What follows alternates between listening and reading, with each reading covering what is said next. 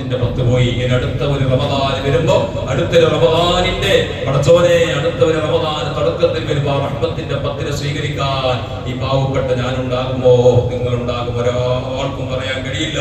എത്രയോ ആളുകൾ കഴിഞ്ഞ കൊല്ലത്തിന്റെ റമദാനിൽ നമ്മളോട് കൂടെ ഉണ്ടായവർ, ഈ പ്രപഞ്ചത്തിൽ ഉണ്ടായവർ, ഇനിയും ഒരുപാട് റമദാനെ സ്വീകരിക്കണമെന്ന് ആഗ്രഹിച്ചവർ ആർഭാരം മണ്ണിന്റെ ഇടയിൽ അന്ത്യശ്വാസം വലിച്ചുകൊണ്ട് ഈ ലോകത്ത് നിന്ന് പോയി ആർഭാരം മണ്ണിന്റെ ഇടയിൽ ശാന്തമായി കിടന്നുറങ്ങുമ്പോ പാവപ്പെട്ട നമ്മുടെ അവസ്ഥ അറിയില്ല.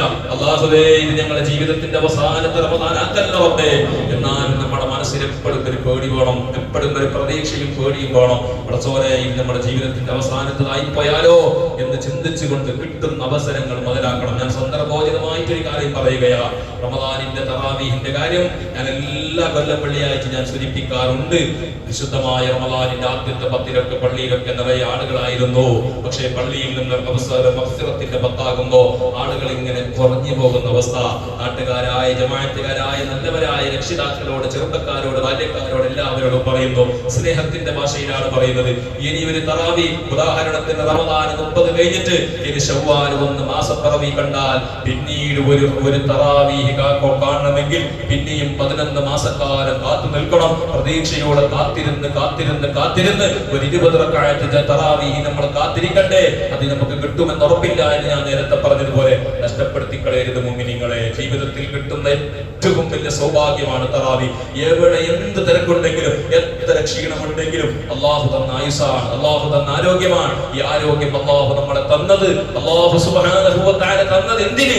നമ്മളെ പരീക്ഷിക്കാനാണ്, ഇബാദത്ത് ചെയ്യാൻ വേണ്ടിയുള്ള പരീക്ഷണം. എത്രയോ ആളുകളെ, കണ്ണില്ലാത്തവരെ, കാലില്ലാത്തവരെ, കൈയില്ലാത്തവരെ, നടക്കാൻ കഴിയാത്തവരെ, എത്രയോ ആളുകൾ നമ്മുടെ കുടുംബത്തിലില്ലേ, നാട്ടിലില്ലേ, എത്രയോ ആളുകളെ. ഇതെല്ലാം വെച്ച് നോക്കുമ്പോൾ നമ്മൾ അല്ലാഹുവിന് വേണ്ടി മനസ്സിലാക്കണം, പടച്ച റബ്ബ് ഇത്ര വലിയ ആരോഗ്യം തന്നിട്ട് ഒരു മണിക്കൂർ സമയം ആകെ പോയിട്ട് വിത്തറും തറാവിയും ഇശാവും ഒക്കെ കൂടിയാൽ ഒരു മണിക്കൂർ ചില്ലറ സമയം അല്ലാഹുവിന് വേണ്ടി നമുക്ക് ചെലവഴിക്കാൻ പള്ളിയിലേക്ക് വരാൻ നമുക്ക് മടിയന്മാരാവുകയാണ്. അതുകൊണ്ട് പൊന്നാന രക്ഷിതാക്കളോട് സ്നേഹത്തിന്റെ ഭാഷയിൽ പറയുന്നു, ഒരു തറാവീഹിന് പോലും പോകാത്ത രക്ഷിതാക്കളൊക്കെ കൂട്ടത്തിൽ ഉണ്ടാകാം. ഉണ്ട് എന്ന് എനിക്ക് അറിഞ്ഞിട്ടില്ല, ഉണ്ടാകാം. അവരോടൊക്കെ പറയുന്നു, നിങ്ങൾക്ക് ഇരിക്കാൻ നിൽക്കാൻ കഴിയുന്നെങ്കിൽ ഇരുന്നു കൊണ്ട്, അല്ലെങ്കിൽ നിങ്ങൾ വീട്ടിലെങ്കിലും നിസ്കരിക്കണം തറാവീഹ്. ഒരു 20 റക്അത്ത് നിസ്കാരം എന്തും അതിന് പണിയില്ല. നിങ്ങൾക്ക് എന്താണ് അറിയുന്നത്?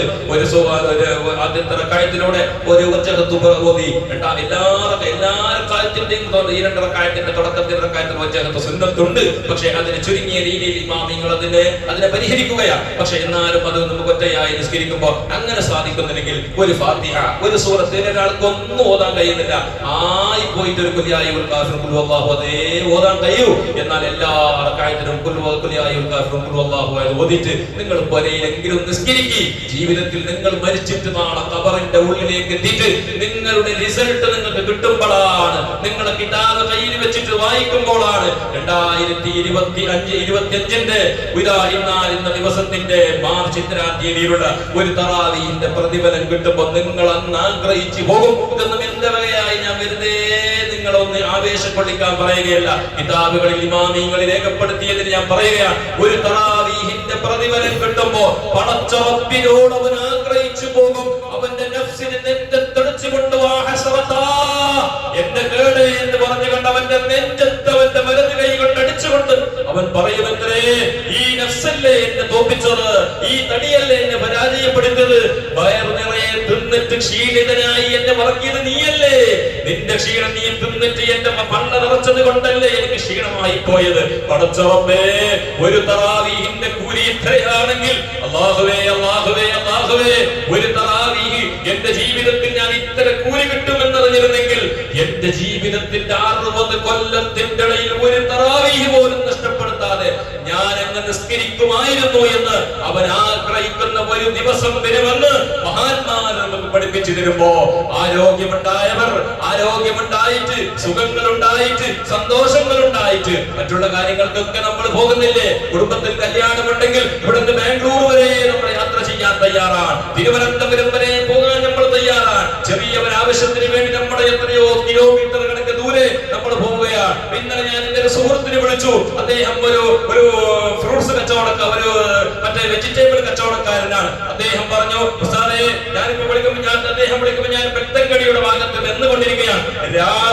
അതിരാവിലെ അത്താഴം കഴിച്ചിട്ട് ഞാൻ പുറപ്പെട്ടതാണ്. ഒറ്റയായ യാത്ര, എത്രയോ കിലോമീറ്റർ കണക്കെ ദൂരെ. അദ്ദേഹത്തിന്റെ കച്ചവടത്തിന് വേണ്ടി മുതൽ കൊണ്ടുവരാൻ വേണ്ടി ഒറ്റയായി ക്ഷീണിതനായി ഉറക്കമില്ലാതെ 4 മണിക്ക് എഴുന്നേറ്റ് കൊണ്ട് പോകുന്നു. ഇതെല്ലാം എന്തിനു വേണ്ടി? ഇതെല്ലാം വേണം വേണ്ട എന്നല്ല പറയുന്നത്. അദ്ദേഹത്തിന് അല്ലാഹു ബർക്കത്ത് നൽകട്ടെ. പക്ഷേ മുഅ്മിനീങ്ങളെ, ഇതെല്ലാം നമുക്ക് ഈ ദുനിയാവിനോടുള്ള മുതലിന്റെ വിലയറിഞ്ഞത് കൊണ്ടല്ലേ, ലാഭത്തിന്റെ വിലയറിഞ്ഞത് കൊണ്ടല്ലേ, അവിടെ നിന്ന് മാല് കൊണ്ടുവന്നിട്ട് ഇവിടെ വിറ്റാൽ ഇത്ര ലാഭം കിട്ടുമെന്ന് പറഞ്ഞുകൊണ്ടല്ലേ. മംഗലാപുരത്തിൽ നിന്ന് വാങ്ങിയിട്ട് വിൽപ്പന നടത്തിയാൽ ഇവിടെ ചെറിയൊരു ശതമാനമേ കമ്മീഷനെ കിട്ടൂ, അവിടെ നിന്നാണെങ്കിൽ ഇത്ര ശതമാനം കിട്ടുമെന്ന് മനസ്സിലാക്കിയത് കൊണ്ട് അദ്ദേഹം ഉറക്കം പറഞ്ഞ് അദ്ദേഹത്തിന്റെ ഭാര്യയ്ക്ക് വേണ്ടി, മക്കൾക്ക് വേണ്ടി, കുടുംബത്തിന് വേണ്ടി അദ്ദേഹം കഷ്ടപ്പെടും. ഇങ്ങനെ എത്രയോ ആ ഒരു സുഹൃത്തിന്റെ ഉദാഹരണമേ ഞാൻ പറഞ്ഞിട്ടുള്ളൂ. ഇങ്ങനെ നമ്മളൊക്കെ നട്ടോട്ടം ഓടുന്നവർ, നിങ്ങളുടെ നട്ടോട്ടം കാണുമ്പോൾ നമുക്ക് സങ്കടമുണ്ട്, വരാറുണ്ട്. ഈ ചുട്ടുകൊള്ളുന്ന ഇന്നലെയും ഇന്നതൊക്കെ മഴയായത് കൊണ്ട് കുറച്ച് ചുണങ്ങ് പിന്നെയാകും അതിന്റെ പിന്നാകും ഡിഗ്രികൾ കൂടി വരികയാണ്. മനുഷ്യർക്ക് പുറത്തിറങ്ങാൻ കഴിയാത്ത ഒരവസ്ഥ. കാലാവസ്ഥ നിരീക്ഷണം പ്രഖ്യാപിച്ചു 11 മണി മുതൽ 3 മണി വരെ കുട്ടികളെയും മുതിർന്നവരെയും പുറത്തേക്ക് വിടരുതെന്ന് ഇവിടെ നിന്ന് നമ്മോട് നിയമങ്ങൾ പറഞ്ഞു തരുമ്പോ നട്ടവയിലത്ത് പോലും കഷ്ടപ്പെട്ടുകൊണ്ട് പണിയെടുക്കുന്നത് എന്തിന്? ഈ ദുനിയാവിന്റെ സമ്പാദ്യത്തിന് വേണ്ടിയെങ്കിൽ. ഇതല്ലേ ഈ ദുനിയാവിന്റെ സമ്പാദ്യങ്ങൾ മുഴുവനും നമ്മൾ വിട്ടിട്ടല്ലേ ഒരു ദിവസം പോകാം. എല്ലാം വിട്ടുകൊണ്ടാണ് നമ്മൾ പോകുന്നത്.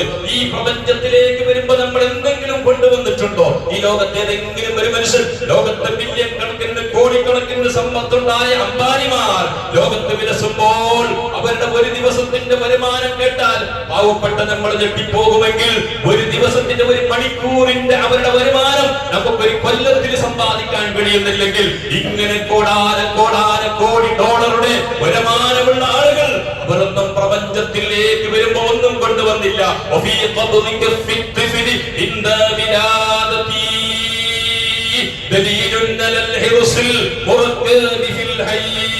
وفي بسطها عند الممات إشارة ألا فانظروني قد خرجت بلا شيء. മഹാകവിയായ തത്വജ്ഞാനിയായ സൂഫിയായ ആരിഫായ മഹാൻ പാടുകയാണ്. എന്തേ ഇതിനർത്ഥം?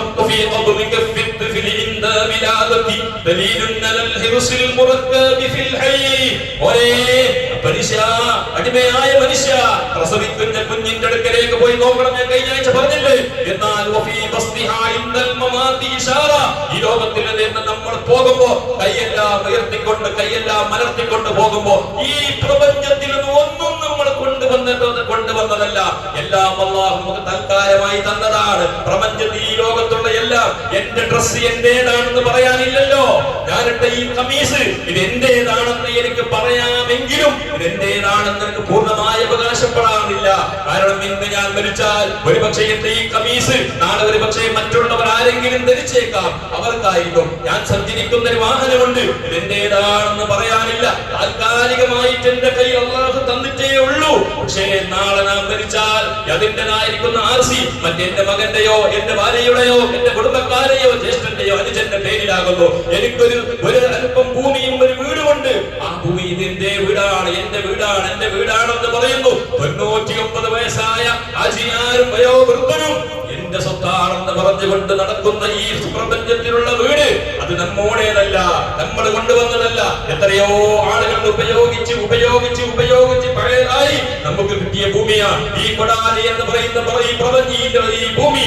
ഈ ഭൂമിയിൽ എത്രയോ കാലങ്ങൾക്ക് മുമ്പ് ഏതെല്ലാം വ്യക്തികൾ ജീവിച്ചിട്ടുണ്ടാകാം. നമുക്ക് അവരുടെ പുരാതന ചരിത്രങ്ങൾ അറിയില്ല. ഈ ലോകത്ത് ആരെല്ലാം ജീവിച്ചിട്ടുണ്ടാകും. ഇന്ന് നമുക്ക് പല ഭാഗത്തിൽ നിന്നും ഭൂമിയിൽ നിന്ന് പഴയ അവശിഷ്ടങ്ങൾ കണ്ടുപിടിയെന്ന് പലപ്പോഴും നമ്മൾ വാട്സപ്പിലൂടെ, നമ്മൾ സോഷ്യൽ മീഡിയകളിലൂടെ വായിക്കുന്നു. എത്രയോ കൊല്ലം ഈ അടുത്ത് കേരളത്തിന്റെ ഒരു മുക്ക് പോലെയുള്ള ഒരു കിണർ കുഴിക്കുമ്പോൾ ഏതോ ഒരു പാത്രം കണ്ടെത്തിയെന്നാണ്. പാത്രം ഏതോ വസ്തു എന്നാണ്, പുരാവസ്തു പാത്രം എന്നാണ് എനിക്ക് ഓർമ്മ. അതിന്റെ പഴക്കം അന്വേഷിക്കുമ്പോൾ ആയിരക്കണക്കിന് വർഷത്തിന്റെ പഴക്കമുള്ള വസ്തുക്കൾ ഭൂമിയിൽ നിന്ന് കണ്ടെത്തിയെന്നാണ്. ആരോ ജീവിച്ചിട്ട്, ആരോ ഉപയോഗിച്ചിട്ട് ഈ പ്രപഞ്ചത്തിൽ ഇട്ടുപോകുന്നു. ഇനി 500 കൊല്ലം പ്രപഞ്ചമുണ്ടെന്ന് വിചാരിക്കാം. നമ്മളുടെ എന്തെങ്കിലും വസ്തുക്കൾ ഇവിടെ പ്രപഞ്ചത്തിൽ നിന്ന് നമ്മുടെ ഭൂമി വീണ്ടുണ്ടായ സ്ഥലത്ത് നിന്ന് കിട്ടിയാൽ നമ്മുടെ പുള്ളിമാർ മക്കളുടെ തലമുറ അങ്ങോട്ട് പോയി ഒരു 10 തലമുറ കഴിഞ്ഞിട്ട് കിട്ടിയാൽ അറിയും ഏതോ 500 കൊല്ലം ജീവിച്ച ഏതോ ഒരാൾ ഉപയോഗിച്ച ഒരു പാത്രമാണ്, ഏതോ ഒരു വസ്ത്രമാണ്, എന്തോ പറഞ്ഞ പറഞ്ഞേക്കാം. അപ്പോൾ നമ്മളെ ആയിരിക്കും അവർ ഓർക്കുക. ഇത് നമ്മൾ ചിന്തിക്കുക, ഈ പ്രപഞ്ചത്തിൽ നമുക്ക് ശാശ്വതമായിട്ടൊന്നുമില്ലല്ലോ, ഒന്നുമില്ല, ഒന്നും കൊണ്ടുവന്നതല്ല, എല്ലാം അല്ലാഹു ആരിയത്തായിട്ട് തന്നതാണ്. തൽക്കാലം ഉപയോഗിച്ചോ, പിന്നീട് നീ വിട്ടുപോകണം. നിനക്ക് എന്ന് പറഞ്ഞിട്ടില്ല. ഈ ശരീരം എന്റേതാണോ?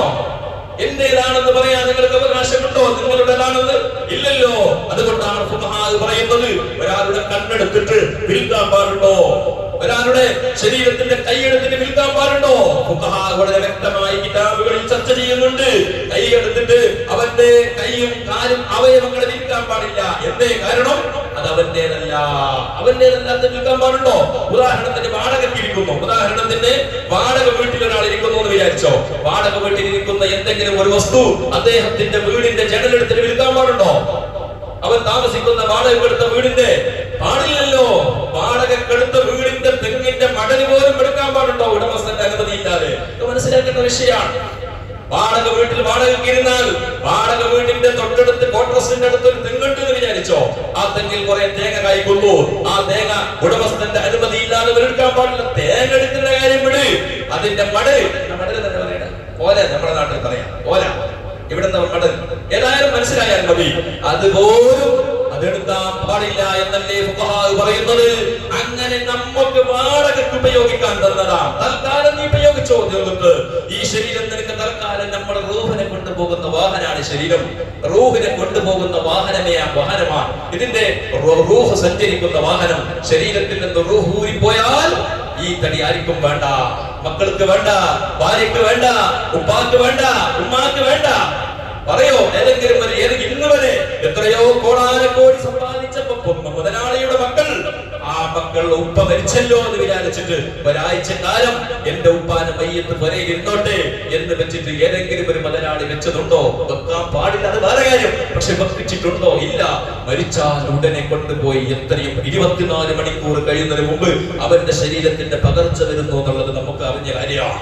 എന്നാൽ ഈ ശരീരത്തിന്റെ റൂഹുള്ള കാലത്തോടെ നമുക്ക് അഹങ്കരിക്കാൻ കഴിയൂ, നമുക്ക് തെറ്റുകുറ്റങ്ങൾ ചെയ്യാൻ കഴിയൂ. അതുകൊണ്ട് പൊന്നാര മുഅ്മിനീങ്ങളെ, അല്ലാഹുവിനെ ഓർത്തുകൊണ്ട് മഗ്ഫിറത്തിന്റെ റബ്ബ് തന്ന ഏറ്റവും വലിയ അനുഗ്രഹമാണ്.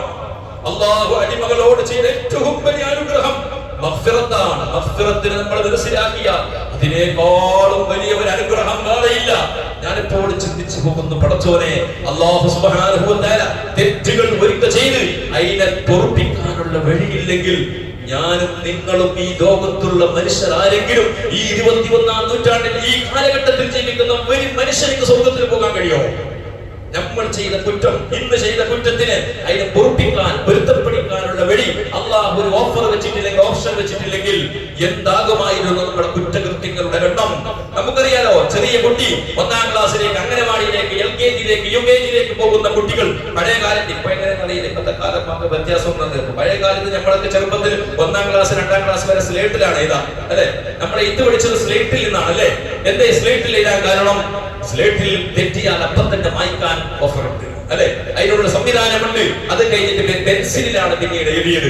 പേര് കിട്ടുമ്പോൾ ഞങ്ങളുടെ ക്ലാസ്, ഞങ്ങൾ സ്കൂൾ പഠിക്കുന്ന സമയത്ത് 3ാം ക്ലാസ്സിലോ 4ാം ക്ലാസ്സിലോ പെണ്ണ് കൊണ്ട് എഴുതാനുള്ള അവകാശമുള്ളൂ. അതുവരെ പെൻസിലിലാണ് എഴുതത്. എന്തേ പെൻസിൽ? ആ പെൻസിലിന്റെ നേരെ ബാക്കിൽ അതിനെ മായ്ക്കാനുള്ള ഒരു സിസ്റ്റം അവിടെ വെച്ചിട്ടുണ്ട്. അനുഗ്രഹമല്ല. ഇല്ലെങ്കിൽ അങ്ങനെ തെറ്റിയതിനെ തിരുത്താനുള്ള വഴിയില്ലെങ്കിൽ മാഷ് സാറിൽ നിന്ന്, ഉസ്താദുമാരിൽ നിന്ന് അടി കിട്ടിയിട്ട് കുട്ടികൾ മരിക്കൂലേ, അല്ലേ? അപ്പൊ തന്നെ തെറ്റിയാൽ അതിനെ വായിക്കാനുള്ള അവസ്ഥ വെച്ചു. അത് അനുഗ്രഹമാണ് ആ കുട്ടികൾക്ക്. അതുകൊണ്ട് അവർ എഴുത്ത് പഠിച്ചു. പഴയ കാലത്തൊക്കെ അടിയും പിടിയും നിന്നിട്ടല്ലേ നമ്മൾ പഠിച്ചത്. നമുക്കൊരു ഫാത്തിഹ നന്നായിട്ട് ഓതാൻ അറിയുന്നെങ്കിൽ, നമുക്കൊരു യാസീൻ നന്നായിട്ട് ഓതാൻ അറിയുന്നെങ്കിൽ, പിന്നെ ഞാൻ ഒരു ഉസ്താദിന്റെ ക്ലാസ് രാവിലെ ശ്രദ്ധിച്ചു ഒരു വീഡിയോയിലും അദ്ദേഹം ഉസ്താദ് പറയുന്നത്, പഴയ കാലത്തുള്ള വയസ്സുള്ള ആളുകൾക്കൊക്കെ ഒരു 35-നേക്കാളും നേരെയുള്ള ആളുകൾക്കൊക്കെ യാസീൻ നന്നായിട്ട് കാണാതെ അറിയുന്നു. തെറ്റാണ്, ചെറിയ ചെറിയ തെറ്റുകൾ ഉണ്ടാകും. അത് വേറെ, അത് അല്ലാഹു പൊറുപ്പിച്ച്, അല്ലാഹു പൊറുക്കുമെന്ന പ്രതീക്ഷകളിൽ നമ്മൾ ഓതുന്നത്. എന്നാൽ ഇപ്പോഴത്തെ പുതിയ ജനറേഷൻ, പുതിയ മക്കൾ 8ാം ക്ലാസ് 10ാം ക്ലാസ് പഠിച്ചു പോയ കുട്ടികളോട് യാസീൻ ഒന്ന് ഇരുത്തിയിട്ട് ഒറ്റയായി ഓതിക്കാൻ അറിഞ്ഞാൽ അവർക്ക് ഓതാൻ അറിയുന്നില്ല. എന്തേ കാരണം? അതിന് ഉസ്താദ് പറഞ്ഞ കാരണം ഞാൻ അപ്പോഴാണ് ചിന്തിച്ചത്. പഴയകാല മുൻഗാമികൾ കൂട്ടത്തിലിരുന്ന് കൊണ്ട് ഓതുന്ന പതിവായിരുന്നു. ഒരു യാസീന്റെ ഒരു മരിച്ചവരയിലേക്ക് എത്തിയാൽ യാസീൻ കൂട്ടമായിട്ടിരുന്ന ഉസ്താദിന്റെ കൂടെ ഓതും. ഇന്ന് നിങ്ങൾ അടുത്തെന്തെങ്കിലും ഒരു മൗലിദിന്റെ വീട്ടിലേക്ക് ഒരു ദിക്റിന്റെ മജ്‌ലിസിലേക്ക് പോകുന്നാൽ അവിടെ ഒരു 20 വയസ്സിനേക്കാളും താഴെയുള്ള കുട്ടികൾ യാസീൻ ഓതാൻ നമ്മുടെ കൂടെ ഉണ്ടാകാറുണ്ടോ?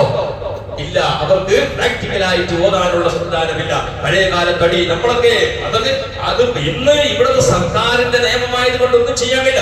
യഥാർത്ഥത്തിൽ ചെറിയ അടികളൊക്കെ കുട്ടികൾക്ക് കൊടുത്തുകൊണ്ടാണ് പഠിപ്പിക്കേണ്ടത്. കാരണം കുട്ടികൾ ഓർമ്മ നിൽക്കണമെങ്കിൽ അങ്ങനെ വേണം. നമ്മളൊക്കെ ചെറുപ്പത്തിൽ എന്തൊക്കെ ഓർമ്മയിലുണ്ട്. അടിച്ചതിന് വേണ്ടി ദിവസം 2 ദിവസക്കാലം ഷർട്ട് മയിക്കാതെ പലയിരുന്ന ഓർമ്മയാണ് എനിക്ക് ഇപ്പൊ ഓർമ്മ വരുന്നത്. കാരണം ഉസ്താദിൽ നിന്ന് അടി കിട്ടുമെന്ന് പറഞ്ഞാൽ അടി കിട്ടിയെന്ന് പറഞ്ഞാൽ 2 അടി കൂടുതൽ ഇങ്ങോട്ട് നമുക്ക് കിട്ടാം. അന്ന് ടിങ്ക് ചെയ്തത് എങ്ങനെ? അന്ന് അവർ വ്യാഖ്യാനിച്ചത് ഉസ്താദ് അടിക്കണമെങ്കിൽ നിന്നിലെന്തോ ഗുരുത്തക്കേട് വേണ്ടേ, നീ എന്തെങ്കിലും തെറ്റ് ചെയ്തത് കൊണ്ടല്ലേ നിനക്ക് അടി കിട്ട.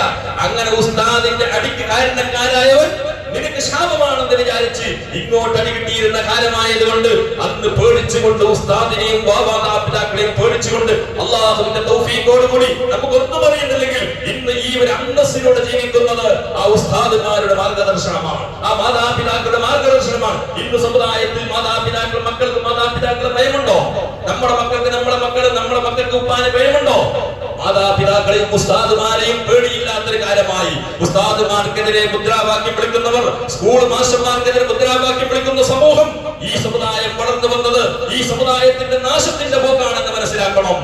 ഇതിൽ ഏറ്റവും കൂടുതൽ മുൻപന്തിയിൽ നിൽക്കുന്നത് ഈ സമുദായത്തിന്റെ മുസ്ലിം സമുദായത്തിന്റെ ചെറുപ്പക്കാരാണ്, മുസ്ലിം സമുദായത്തിന്റെ മക്കളാണെന്ന് അറിയുമ്പോൾ ഏറ്റവും കൂടുതൽ സങ്കടമുള്ള കാര്യമാണ്. ഈ അടുത്ത് നമുക്ക് റമദാനിൽ പോലും സണ്ടപ്പിന് വേണ്ടി മദ്യം ഉപയോഗിച്ചത് കേരളത്തിന്റെ പത്രമാധ്യമങ്ങൾ നിങ്ങൾ വായിച്ചിട്ടുണ്ടാകും. ഇങ്ങനെ ഈ സമുദായത്തിന്റെ പോക്കെങ്കിൽ പൊന്നാര സഹോദരന്മാരെ, അല്ലാഹു സുബ്ഹാനഹു വ തആല നമുക്ക് ചെയ്ത മഗ്ഫിറത്തിന്റെ 10 ദിവസങ്ങളാണ്. റഹ്മത്ത് ഇവിടെ പറഞ്ഞു പോയി എന്ന് പറഞ്ഞിട്ട് റഹ്മത്ത് ചോദിക്കാണ്ടിരിക്കാൻ പാടില്ല. റഹ്മത്ത് ചോദിച്ചുകൂടാതില്ല, എപ്പോഴും ചോദിക്കാം. പക്ഷെ ഓഫർ കഴിഞ്ഞു പോയി. എത്ര ദിവസമാണ്? 240 മണിക്കൂറാണ് അല്ലാഹു മഗ്ഫിറത്തിന്റെ ഒരു ഓഫറിന്റെ സമയം വെച്ചത്. 1 മണിക്കൂറല്ല. ഇപ്പൊ മൊബൈലിലൊക്കെ നമുക്ക് ഓഫർ വരും. എങ്ങനെ? ആ ഓഫറുകൾ 24 മണിക്കൂറായിരിക്കും, അല്ലെങ്കിൽ 2 ദിവസമായിരിക്കും, 3 ദിവസമായിരിക്കും. അല്ലാഹു സുബ്ഹാനഹു വ തആല മഗ്ഫിറത്ത് ചോദിക്കാൻ അല്ലാഹു അടിമകൾക്ക് സമയം വിശാലമാക്കി തന്നു. എങ്ങനെ? എത്ര? 240 മണിക്കൂർ. 10 ദിവസമാകുന്ന 240 മണിക്കൂറായില്ലേ? 240 മണിക്കൂർ അല്ലാഹു സമയം നമുക്ക് രാപ്പകലില്ലാതെ നീട്ടി തന്നു. അതിന്റെ ഇടയിൽ വെള്ളിയാഴ്ച ജുമുഅ പ്രത്യേകമായ സമയം തന്നു അല്ലാഹു. രാത്രി പാതിരാ സമയത്ത് അടിമയും യജമാനനും ഒരു നേരിട്ട് അഭിസംബോധന ചെയ്യുന്ന ഒരു സമയമുണ്ട്.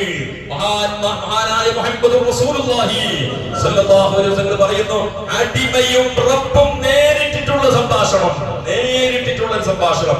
അല്ലാഹുവിനെ നേരിട്ട് നമ്മുടെ ശബ്ദം കേൾക്കുന്ന, നമ്മുടെ ദുആ കേൾക്കുന്ന ഒരു സമയം.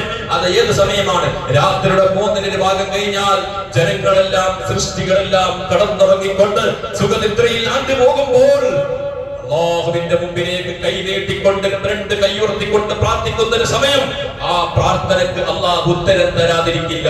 ഏതടിമയും കോടാനകോടി കുറ്റം ചെയ്ത മനുഷ്യരുടെ കുറ്റങ്ങൾ മുഴുവനും അല്ലാഹു മായ്ച്ചു കളയാൻ അല്ലാഹു ഓഫർ വെച്ച സമയമാണ്. അടിമകളായ നമ്മൾ അല്ലാഹുവിനോട് ചോദിക്കണം, എത്ര വട്ടം നമ്മൾ ചുക്കേണ്ട കഥ? 100 വട്ടം 99 മനുഷ്യനെ കൊന്ന കൊലയാളിക്ക് അല്ലാഹു മഗ്ഫിറത്ത് കൊടുത്തു. എങ്ങനെ? തൗബ പോലും ചെയ്തിട്ടില്ല അദ്ദേഹം. മനസ്സിലാക്കണം, തൗബ പോലും ചെയ്തിട്ടില്ല. തൗബ ചെയ്യാൻ അവസരമുണ്ടായിട്ടില്ല. തൗബ ചെയ്യാനുള്ള അവസരം ഒരു മനസ്സേ അദ്ദേഹത്തിന് ഉണ്ടായിട്ടുള്ളൂ. അദ്ദേഹം മനസ്സ് കാണിച്ചിട്ടുള്ളൂ. 99 കൊന്നിട്ട് ഒരു പണ്ഡിതന്റെ അടുക്കലേക്ക് പോയി ചോദിച്ചപ്പോ പറഞ്ഞു, എനിക്ക് തൗബയുണ്ടോ? ഇല്ല. നിന്നെയോ? നീ ഉണ്ടായാൽ നാട്ടിൽ മഴ വരൂല, നീ നാട്ടി പൊളിക്കാൻ നോക്കി. അങ്ങനെ ഏതോ ഉസ്താദന്മാർ, പണ്ഡിതന്മാർ, അറിവുള്ള ആളുകൾ അങ്ങനെ പറഞ്ഞു പോകരുത്. പണ്ഡിതന്മാരെന്നല്ല, ആളുകൾ അങ്ങാടിയെങ്കിലും ഇരുന്നിട്ട് ചില ആളുകളൊക്കെ പറയുന്നുണ്ട്, നീ ഉള്ള നാട്ടിലേക്ക് മഴ വരല്ലടാ.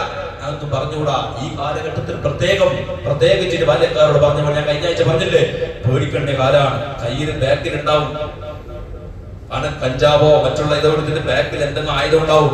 നിന്റെ പുറത്ത് ഒരു നാട്ടിലുണ്ടെങ്കിൽ ഈ നാട്ടിലൊക്കെ മുസീബത്ത് ബന്ധനെ നീളുമ്പോ അപ്പൊ തന്നെ എടുത്തിട്ട് മുസീബത്ത് തീർക്കാന്ന് പറഞ്ഞിട്ട് കഥ കഴിച്ച പോയില്ലേ, നീർത്താ കാലം പോക്കാണ്. ഇനി നല്ലവരോടും അങ്ങനെ പറയരുത്. നിന്റെ പുറത്തോരുണ്ടെങ്കിൽ നാട്ടിൽ മയവരല്ല നിങ്ങൾ പറയുന്നത് അല്ലാഹുവിന്റെ കാരുണ്യത്തിന് തൊട്ട് ദുരിതത്താക്കുന്ന വാക്കുകളാണ്. നമ്മൾ വിചാരിക്കണം, എന്നേക്കാളും നല്ലവരവൻ. ഉപദേശിക്കേണ്ടപ്പോൾ നമ്മുടെ ബാധ്യതയാണ്. പക്ഷെ മനസ്സിന്റെ ഉള്ളിൽ വേണം, ഞാൻ വിചാരിക്കുന്ന ഈ നാട്ടുകാരായ നിങ്ങൾ എല്ലാവരും ഞാനാണ് ഏറ്റവും വലിയ കുറ്റവാളി എന്നാണ് ഞാൻ വിചാരിക്കേണ്ടത്. ഈ നാട്ടിലൊരു അലാപ് വരുമ്പോ ഞാൻ വിചാരിക്കുന്നത് പഠിച്ചോനെ ഞാൻ വന്നതുകൊണ്ടായിരിക്കുമോ, എന്റെ കാരണം കൊണ്ടായിരിക്കുമോ എന്ന് വിചാരിച്ചാൽ തൗബ ചെയ്യാൻ നമുക്ക് അവസരമുണ്ട്.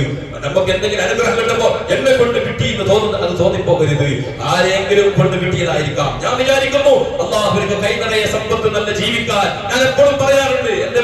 എന്റെ കുടുംബത്തിൽ ഞാൻ എപ്പോഴും എന്റെ ഭാര്യയോടൊക്കെ പറയാറുണ്ട്, എനിക്ക് എന്തെങ്കിലും അനുഗ്രഹം കിട്ടുന്നെങ്കിൽ ഈ ഒട്ടും പൊട്ടി തിരിയാത്ത പിഞ്ചു മക്കളുടെ കാരണം കൊണ്ടായിരിക്കും. ഒട്ടും പൊട്ടുന്ന നിഷ്കളങ്കരായ എന്റെ മക്കളില്ലേ, ആ മക്കളെ കൊണ്ട് കണക്കാക്കി എന്റെ കയ്യിൽ അള്ളാഹു തരുന്നതായിരിക്കാം. എന്നെ കൊണ്ട് കിട്ടുന്ന നേമ്പത്തല്ല.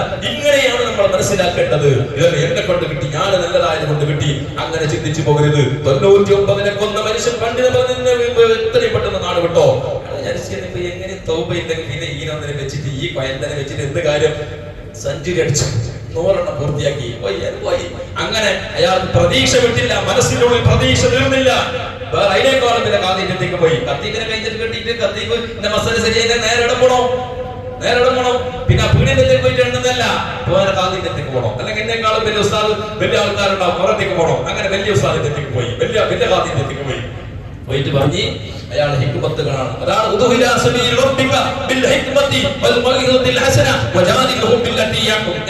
ഖുർആൻ പറഞ്ഞ നിങ്ങൾ ജനങ്ങളെ ഹിദായത്തിൽ ജനങ്ങളെ തൗഹീദിലേക്ക് ക്ഷണിക്കേണ്ടത് ഹിക്മത്തോടെ, തന്ത്രത്തോടെ. അദ്ദേഹം പറഞ്ഞു, അദ്ദേഹത്തിന് പറഞ്ഞു ഞാൻ 99 പൂർത്തിയാക്കി 100 പൂർത്തിയാക്കി വന്ന്, അതുകൊണ്ട് എനിക്ക് എന്തായാലും പ്രതീക്ഷ പോയില്ല, നന്നാവാൻ എന്തെങ്കിലും വഴിയുണ്ടോ?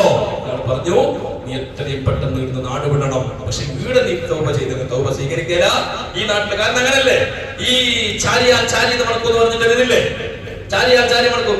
ഒരു തമ്മാടികളായ ആളുകളെ കൂടെ, അല്ലെങ്കിൽ നമ്മുടെ സുഹൃത്തുക്കള് തമ്മാടികളാണെങ്കിൽ അവരെ കൂട്ടത്തിൽ നിന്ന് നന്നാവാൻ കഴിയില്ല. അവരെ മാറി നിൽക്കണം, കുറച്ച് അവരെ വിട്ടു നിൽക്കണം, അവരിൽ നിന്ന് മാറണം. ഒരു കൗമ് ശരിയില്ലെങ്കിൽ ആ കൗമിന്റെ കൂടെ പിന്നെ നിൽക്കരുത്. അവരിൽ നിന്ന് മാറി നിന്നിട്ടാണ് നമ്മൾ ഹിദായത്തിന്റെ വഴി നേടേണ്ടത്. എന്ന് പറഞ്ഞ് നിങ്ങൾ ഇങ്ങനെ ഒരു നാട്ടിലേക്ക് പോകണം, ആ ബുസ്റ എന്ന നാട്ടിലേക്ക് പോകണം, ഈ കുഫ്ര നാട്ടിൽ നിന്ന് ബുസ്റയിലേക്ക് പോകണം. അങ്ങനെ അദ്ദേഹം പോയി. അവിടെ പോയിട്ട് കുറച്ച് നല്ല മനുഷ്യന്മാരുടെ ഓരോ കൂടെ കൂടിയിട്ട് കുറച്ച് ജീവിതം പഠിച്ചിട്ട്, കുറച്ച് അവരെ കൾച്ചറൽ നല്ല കൾച്ചറൽ പഠിച്ചിട്ട് വന്നിട്ട് പിന്നെ തൗബ ചെയ്ത് തന്നിട്ട് നേരാക്കി നമുക്ക് സ്വർഗത്തിലേക്ക് ഒക്കെ റാഹത്തായി തോന്നി. ഏതായാലും ഇത് അള്ളാഹുവിന്റെ കൈവിട്ടിട്ടാണെന്ന് തോന്നുന്നത്. അദ്ദേഹം പോയി ബുസ്റ നാട്ടിലേക്ക് പോകുന്ന പാതികത്ത് മോമിച്ചു. അവന്റെ കഥ കഴിഞ്ഞു.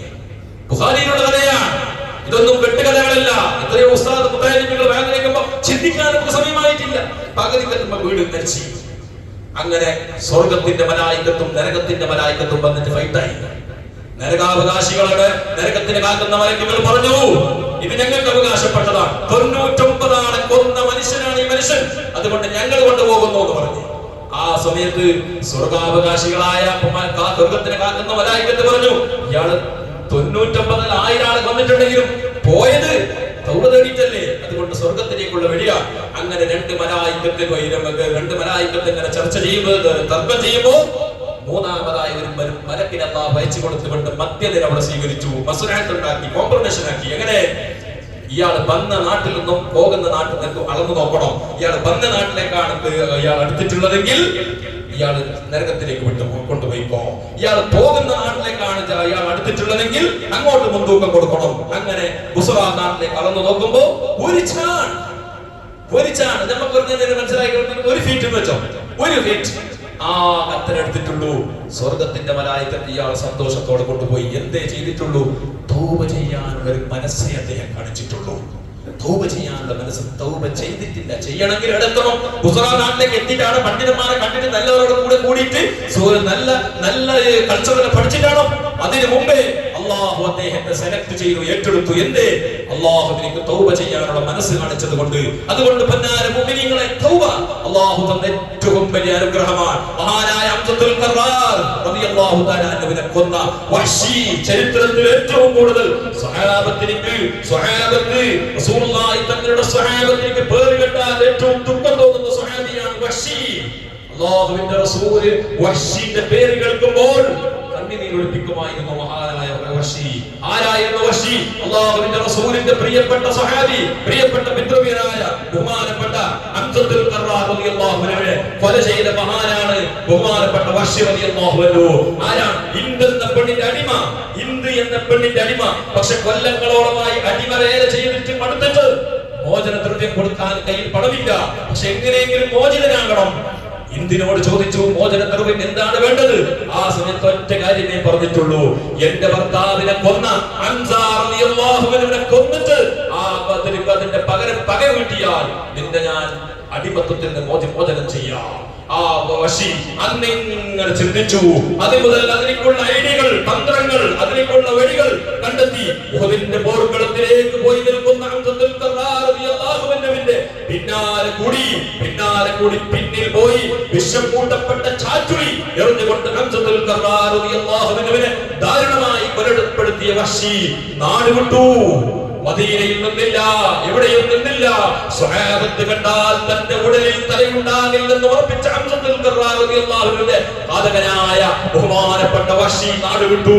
കൊല്ലങ്ങളോളമായി മനസ്സിന്റെ ഉള്ളിൽ ദുഃഖം തലക്കെട്ടി നിൽക്കുന്നു. അല്ലാഹുവിന്റെ റസൂൽ കരഞ്ഞുകൊണ്ട് ആ മയ്യത്തിനെ ജനാസയെ മറവ് ചെയ്ത സംഭവങ്ങൾ കിതാബുകളിൽ രേഖപ്പെടുത്തുന്നു. അല്ലാഹുവിന്റെ റസൂലിന്റെ സ്വന്തം മക്കൾ വഫാത്തായപ്പോൾ പോലും നബി സല്ലല്ലാഹു അലൈഹി വസല്ലം തങ്ങൾ ഇത്തരം കണ്ണുനീർ ഒളിപ്പിച്ചിട്ടില്ല.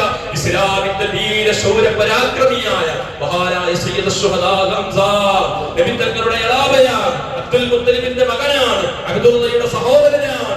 ആ നബി തങ്ങൾക്ക് ഏറ്റവും കൂടുതൽ തണലായിരുന്ന ഉമറുൽ ഫാറൂഖ് തങ്ങളെ പോലെ നബി തങ്ങൾക്ക് ഏറ്റവും വലിയ ധീരനായിരുന്ന ബഹുമാനപ്പെട്ട ഹംസ റളിയല്ലാഹു അൻഹുവിനെ കൊലപ്പെടുത്തി എന്ന് മാത്രമല്ല, അല്ലാഹുവിന്റെ റസൂലിന്റെ ഇളാമയുടെ ശരീരത്തിനെ കീറി മുറിച്ചിട്ട് അതിന്റെ ഉടലിൽ നിന്ന് കരളെടുത്തിട്ട് ചയച്ച് വായിലിട്ട് ചയച്ചു തുപ്പിയ രംഗം ഇന്തെന്ന പെണ്ണിന്റെ ആ പ്രതികാരം തീർത്തത് ഇങ്ങനെയെന്ന് ഇതൊക്കെ കണ്ടപ്പോ അല്ലാഹുവിന്റെ റസൂലിന്റെ മനസ്സിന്റെ ഉള്ളിൽ സങ്കടമായി. സ്വഹാബത്ത് ഉമറുൽ ഫാറൂഖ് തങ്ങളടക്കം മഹാന്മാരായ സ്വഹാബത്ത് കാത്തു നിൽക്കുന്ന വഹ്ശിയെ കിട്ടിയാൽ അങ്ങോട്ടും ഇങ്ങോട്ടും തിരിഞ്ഞു നോക്കാതെ ആ ഊരിപ്പിടിച്ച വാളുമായിട്ട് അങ്ങോട്ടും ഇങ്ങോട്ടും നടന്നു.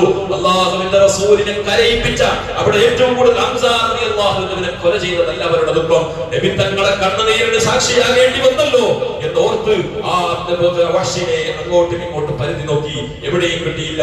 കാലങ്ങൾ കുറെ കഴിഞ്ഞു. ഒരു ദിവസം അല്ലാഹുവിന്റെ റസൂൽ സ്വഹാബത്തിന്റെ കൂടെ ഇരിക്കുമ്പോ ഒരു അപരിചിതനായ മനുഷ്യൻ വന്നിട്ട് ഒരു കത്ത്, ഒരു എഴുത്ത് കൈമാറുന്നു. അല്ലാഹുവിന്റെ റസൂൽ കത്ത് വായിച്ചു നോക്കുമ്പോൾ അല്ലാഹുവിന്റെ റസൂലിന്റെ കണ്ണിൽ നിന്ന് കണ്ണുനീർ ധാരയായി വിഴുകാൻ തുടങ്ങി. നബി തങ്ങൾ കരയാൻ തുടങ്ങി. സ്വഹാബത്തിന് മനസ്സിലാകുന്നില്ല എന്താണ് ഈ കത്ത് വായിച്ചിട്ട് നബി തങ്ങൾ കരയുന്നത്. അല്ലാഹുവിന്റെ റസൂൽ സ്വഹാബത്തിനോട് പറഞ്ഞു, സ്വഹാബാ, ഇത് ആരുടെ കത്താണെന്ന് അറിയുമോ?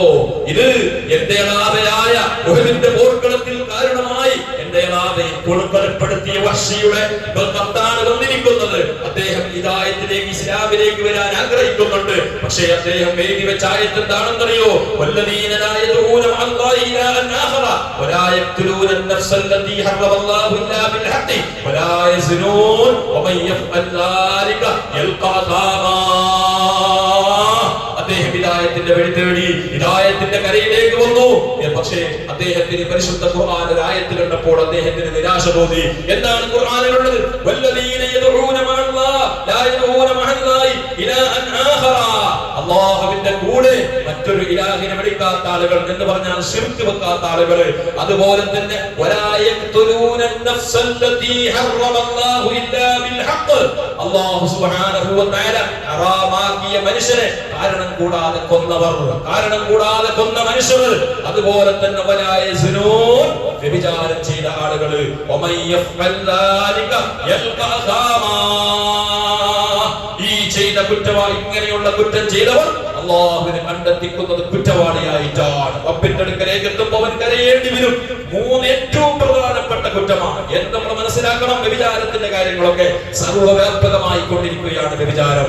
ഏറ്റവും കൂടുതൽ അല്ലാഹുവിന്റെ റസൂല് ഏറ്റവും കൂടുതൽ ഉമ്മത്തികളെ പേടിപ്പെടുത്തിയ കാര്യമാണ്. പരിശുദ്ധ ഖുർആനിൽ വ്യഭിചാരത്തിനെ പറ്റി പറഞ്ഞത് ലാ തഖ്റബുസ് സിനാ, സിനാക്ക് നിങ്ങൾ അടുക്കരുത് എന്നാണ്. സിന ചെയ്യരുത് എന്നല്ല, കള്ളുകുടിയുടെ പറഞ്ഞു കള്ള് കുടിക്കരുത്. അതുപോലെ തന്നെ മറ്റുള്ള കൊലപാതകത്തിനെ കൊല്ലരുത് എന്ന് പറഞ്ഞു, കൊലക്കടുക്കരുത് എന്ന് പറഞ്ഞില്ല, കൊല്ലരുത് എന്നാണ് പറഞ്ഞത്. അതുപോലെ തന്നെ കള്ളുകുടിയുടെ കാര്യം നിങ്ങൾ കള്ളുകുടിയിലേക്ക് അടുക്കരുത് എന്നല്ല, കള്ള് കുടിക്കരുത് എന്നാണ്. എന്നാൽ വ്യഭിചാരത്തിന്റെ കാര്യം പറയുമ്പോ വ്യഭിചാരം ചെയ്യരുത് എന്നല്ല ബാല്യക്കാർ മനസ്സിലാക്കണം, എന്റെ സഹോദരന്മാർ മനസ്സിലാക്കണം. വ്യഭിചാരം ചെയ്യരുതെന്നല്ല, ലാ തഖ്റബുസ് സിനാ, വ്യഭിചാരത്തിലേക്ക് അടുക്കുന്ന വാക്കുകൾ ഇന്നത്തെ ഭാഷയിൽ, ആധുനിക ഭാഷയിൽ വ്യാഖ്യാനിച്ചാൽ അന്യ പെണ്ണിനോട് ചാറ്റിംഗ് ചെയ്യരുത് എന്നാണ് അർത്ഥം. അന്യ പെണ്ണിനോട് കോണ്ടാക്ട് മൊബൈലിലൂടെ, ഫേസ്ബുക്കിലൂടെ, ഇൻസ്റ്റാഗ്രാമിലൂടെ അന്യ പെണ്ണിനോട് ബന്ധം വെക്കരുത് എന്നാണ് അർത്ഥം. വ്യഭിചാരത്തിലേക്കുള്ള അതിന്റെ മുഖദ്ദിമാത്തുകളാണത്, അതിന്റെ മുൻകരുതലുകളാണത്. അതുകൊണ്ട് അന്യ പെണ്ണുമായിട്ട് ഏതെങ്കിലും ഒരു കൂടിയിരിക്കുന്ന എന്റെ ഈ ശബ്ദം കേൾക്കുന്നവരുടെ കൂട്ടത്തിൽ ആർക്കെങ്കിലും ഒരാൾക്ക് അന്യ പെണ്ണുമായിട്ട് ഒരു സമ്പർക്കം മൊബൈലിലോ അല്ലെങ്കിൽ പേഴ്സണലായിട്ടോ രഹസ്യമായിട്ടോ ഉണ്ടെങ്കിൽ പൊന്നാര മുഅ്മിനീങ്ങളെ, എന്റെ കടമ ഞാൻ നിങ്ങളോട് പറയുന്നു, നമുക്കൊക്കെ സ്വർഗ്ഗത്തിൽ പോകണ്ടേ, അല്ലാഹുവിന്റെ സ്വർഗ്ഗത്തിൽ നമുക്ക് ഒന്നിച്ചു കൂടണ്ടേ, അല്ലാഹു തൗഫീഖ് നൽകട്ടെ. അതുകൊണ്ട് അങ്ങനെയുണ്ടെങ്കിൽ അല്ലാഹുവിനെ ഓർത്ത്, ഖബറിനെ ഓർത്ത് എപ്പോഴാണ് നമ്മൾ ചിന്തിക്കേണ്ടത്? ഒരു പെണ്ണിനോട് വ്യഭിചാരം ചെയ്യാൻ വേണ്ടി ഏതെങ്കിലും ലോഡ്ജിനോട് രഹസ്യമായിട്ടോ നിങ്ങൾ ഒത്തുകൂടുമ്പോഴാണ് പടച്ചറബ്ബുൽ ഇസ്സത്തിന്റെ അസലിയായ ഖദാഹ് അവിടെ മുൻകടന്നിട്ട് ആ സമയത്താണ് മരിച്ചു പോയതെങ്കിൽ എന്തായിരിക്കും അവസ്ഥ? തൗബ ചെയ്യാൻ അവസരമുണ്ടോ? ജീവിതത്തിന്റെ വലിയൊരു ഭാഗം കഴിഞ്ഞു പോയില്ലേ? അതുകൊണ്ട് വ്യഭിചാരം ഭയങ്കര പാപമാണ്, വ്യഭിചാരം ഭയങ്കര പാപമാണ്. ആധുനിക ലോകം ഇന്നത്തെ മറ്റുള്ള അമേരിക്ക പോലെയുള്ള, റഷ്യ പോലെയുള്ള, ചൈന പോലെയുള്ള രാജ്യത്ത് വ്യഭിചാരത്തിന് വലിയ കർശനമായ നിയമം, എന്നിട്ട് അതിലേക്കുള്ള അതിനെ നിർത്താൻ കഴിയാതെ വന്നപ്പോൾ മാരകമായ രോഗത്തിന്റെ കാരണമായവർ കണ്ടെത്തിയത് വ്യഭിചാരം പെരുകിയതാണെന്ന് ആധുനിക ലോകം കണ്ടെത്തിയിട്ടുണ്ടെങ്കിൽ ഇസ്ലാം അല്ലാഹുവിന്റെ ഖുർആൻ പറഞ്ഞത് ഫാഹിഷത്താണ്, ചീത്തയാണ്, അത് വെറും നാറ്റം പണിയാണ്. വ്യഭിചാരം എന്നുള്ളത് ഏറ്റവും നാരികളുടെ സ്വഭാവമാണ്, മാന്യന്മാരുടെ പണിയല്ല, മാന്യന്മാരുടെ പണിയല്ല, നല്ലവരുടെ പണിയല്ല. അതുകൊണ്ടാണ് ഇസ്ലാം അനുവദിച്ചത്. പെണ്ണുങ്ങൾ ഒരു വിവാഹം കഴിച്ചിട്ട് നിങ്ങളുടെ വികാരം തീർന്നില്ലെങ്കിൽ നിങ്ങൾ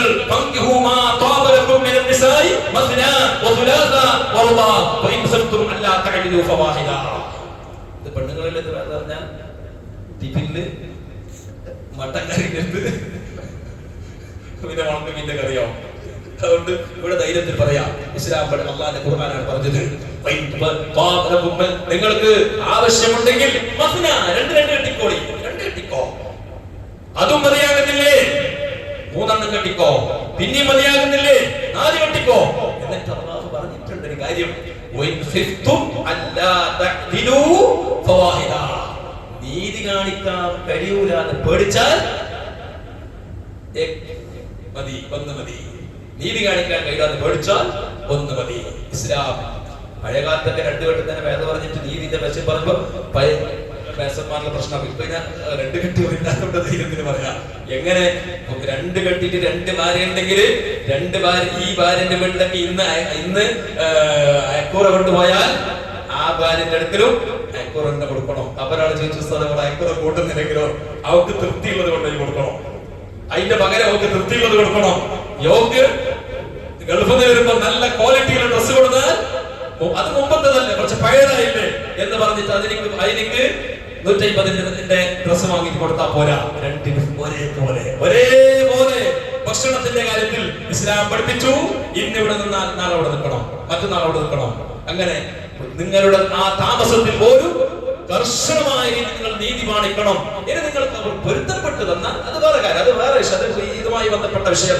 അതുകൊണ്ടാണ് റസൂലുള്ളാഹി സ്വല്ലല്ലാഹു അലൈഹി വസല്ലം ഭാര്യമാർക്ക് ഓരോ ദിവസത്തിലും അവർക്ക് ഫിക്സ് ഡേ ഉണ്ടായിരുന്നു. നബി തങ്ങൾ ഇന്ന ദിവസം, അതുകൊണ്ട് നബി തങ്ങൾ ആയിഷ ബീവിയുടെ അടുക്കലുള്ള ദിവസം ആയിഷ ബീവിയുടെ അടുക്കൽ തന്നെ താമസിക്കും. മറ്റുള്ള ഭാര്യമാർ അവസാന ഘട്ടത്തിൽ സ്വല്ലല്ലാഹു അലൈഹി വസല്ലം മരണത്തിന്റെ സമയമാകുമ്പോൾ ഹദീസുകളിൽ കാണുന്നു, റസൂലുള്ളാഹി സ്വല്ലല്ലാഹു അലൈഹി വസല്ലം നിങ്ങൾക്ക് ആയിഷ ബീവിയുടെ വീട്ടിൽ നിൽക്കുന്നത് ഏറ്റവും ഇഷ്ടമാണെന്ന് നബി തങ്ങൾക്ക് തോന്നിയത്, ആ മനസ്സിലുള്ളത് മറ്റുള്ള ഭാര്യമാർക്ക് അറിഞ്ഞു. എന്തിന്?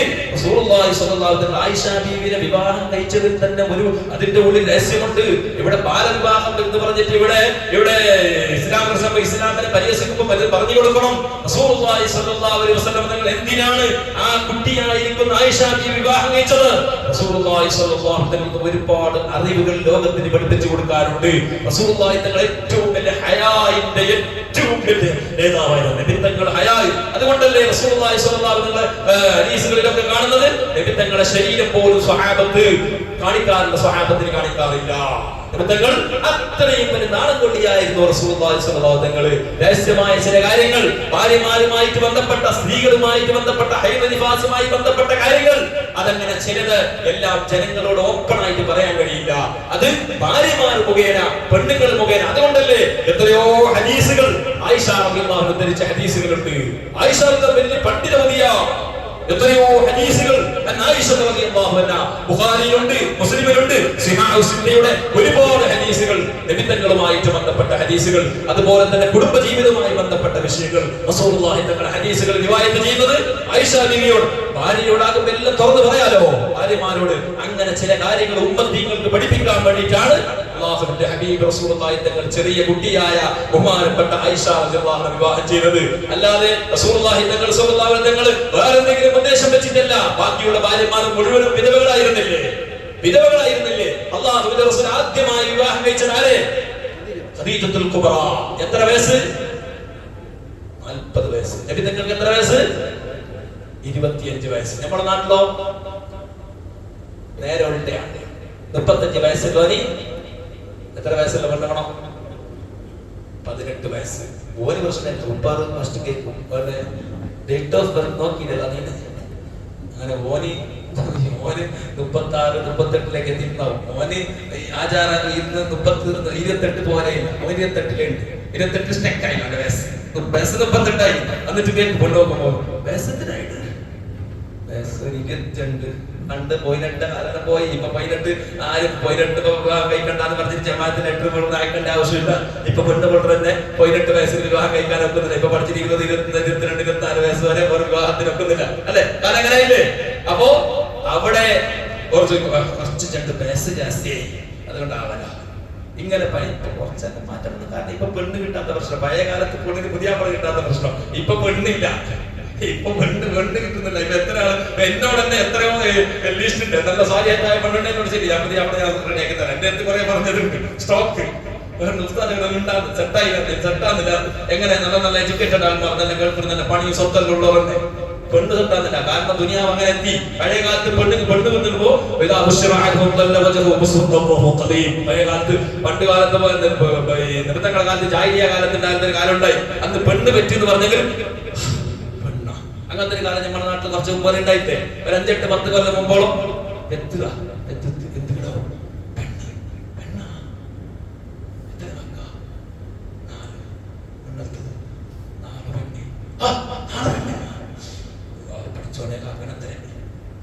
അങ്ങനെ ഒരു കാലം ഉണ്ടായി. പടച്ചോനല്ലാതെ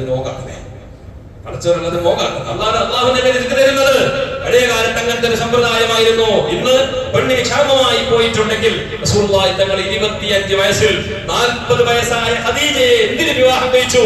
റസൂലുള്ളാഹി സ്വല്ലല്ലാഹു അലൈഹി തങ്ങൾക്ക് ഒരു അത്താണിയായി, ഒരു ഉമ്മാന്റെ സ്ഥാനത്ത് നിന്ന് പറയാൻ പറ്റുമെങ്കിൽ ഒരു ഉമ്മ നിർവഹിച്ചു കൊടുക്കുന്നതിൽ വെച്ച് ഏറ്റവും നല്ല കാര്യങ്ങൾ ഉമ്മ ഒരു മക്കൾക്ക് മകനിക്ക് സംരക്ഷണം കൊടുക്കുന്നത് പോലെയുള്ള സംരക്ഷണമാണ് ഖദീജ ബീവി മുഹമ്മദ് റസൂലുള്ളാഹി തങ്ങൾക്ക് ഉണ്ടായത്. റസൂലുള്ളാഹി തങ്ങൾക്ക് വഹി വന്നു. വഹി വന്നിട്ട് വേരാനായി അല്ലാഹുവിന്റെ റസൂൽ പനി വന്നിട്ട് പോയിട്ട് കടന്നു. സമ്മിലൂനി യാ ഖദീജ, സമ്മിലൂനി യാ ഖദീജ എന്ന് പറഞ്ഞു. പോയിട്ട് മൂടി പുതച്ചിറങ്ങി അല്ലാഹുവിന്റെ റസൂലിന്റെ അടുക്കലേക്ക് ഖദീജ പോയി. അല്ലാഹുവിന്റെ റസൂലിനെ കൊണ്ട് വറഖത്ത് ബിൻ നൗഫലിന്റെ അടുക്കലേക്ക് കൊണ്ടുപോയി. അന്നത്തെ ഏറ്റവും വലിയ തൗറാത്ത് അറിയുന്ന പഴയ ഗ്രന്ഥങ്ങൾ അറിയുന്ന ഒരു പണ്ഡിതന്റെ അടുക്കലേക്ക് പോയിട്ട് കാര്യങ്ങൾ പറഞ്ഞു. അല്ലാഹുവിന്റെ റസൂലിന്റെ കാര്യങ്ങൾ പറഞ്ഞപ്പോൾ അവിടുന്ന് പറഞ്ഞു, ഇത് മൂസാക്ക് വന്ന നാമൂസാണ് വന്നിരിക്കുന്നത്, അതാണ് ജിബ്രീലാണ്. അതുകൊണ്ട് ഈ മുഹമ്മദിനെ നാട്ടുകാർ കൈയൊഴിയുന്ന സമയത്ത് ഞാൻ ഹയാത്തുണ്ടെങ്കിൽ ഞാൻ മുഹമ്മദിന്റെ കൂടെ നിൽക്കുമെന്ന് പറഞ്ഞു വറഖത്ത് ബിൻ നൗഫൽ. ആ സമയത്താണ് മുഹമ്മദ് റസൂലുള്ളാഹി തങ്ങൾ ചോദിക്കുന്നത്, എന്റെ മക്കൾക്കാർ കൈയൊടിയോ?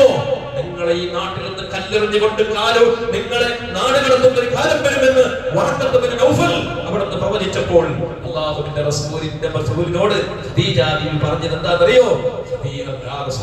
പ്രിയപ്പെട്ട ഭർത്താവിനോട് പറഞ്ഞ നബിയേ, തങ്ങൾ അല്ലാഹു കൈവിടില്ല, നാട്ടുകാർ കൈവിട്ടാൽ തങ്ങൾ കുടുംബബന്ധം ചേർക്കുന്നവരാ, തങ്ങൾ പാവങ്ങളെ സഹായിക്കുന്നവരാ, തങ്ങൾ അനാഥകൾക്ക് സംരക്ഷകരാ എന്ന് പറഞ്ഞുകൊണ്ട് സംരക്ഷണം കൊടുത്ത നേതാവ് ആ റസൂലുള്ളാഹി തങ്ങൾ ഖദീജ വിവാഹം ചെയ്തത് ആ നബി തങ്ങളുടെ അല്ലാഹുവിന്റെ റസൂൽ പറഞ്ഞില്ലേ, എനിക്ക് ഖദീജയുടെ സമ്പത്ത് ഉപകരിച്ചതുപോലെ ലോകത്തിലാരുടെ സമ്പത്ത് ഉപകരിച്ചിട്ടില്ല. മക്കത്ത് മുശ്രിക്കീങ്ങൾ തമാശയാക്കി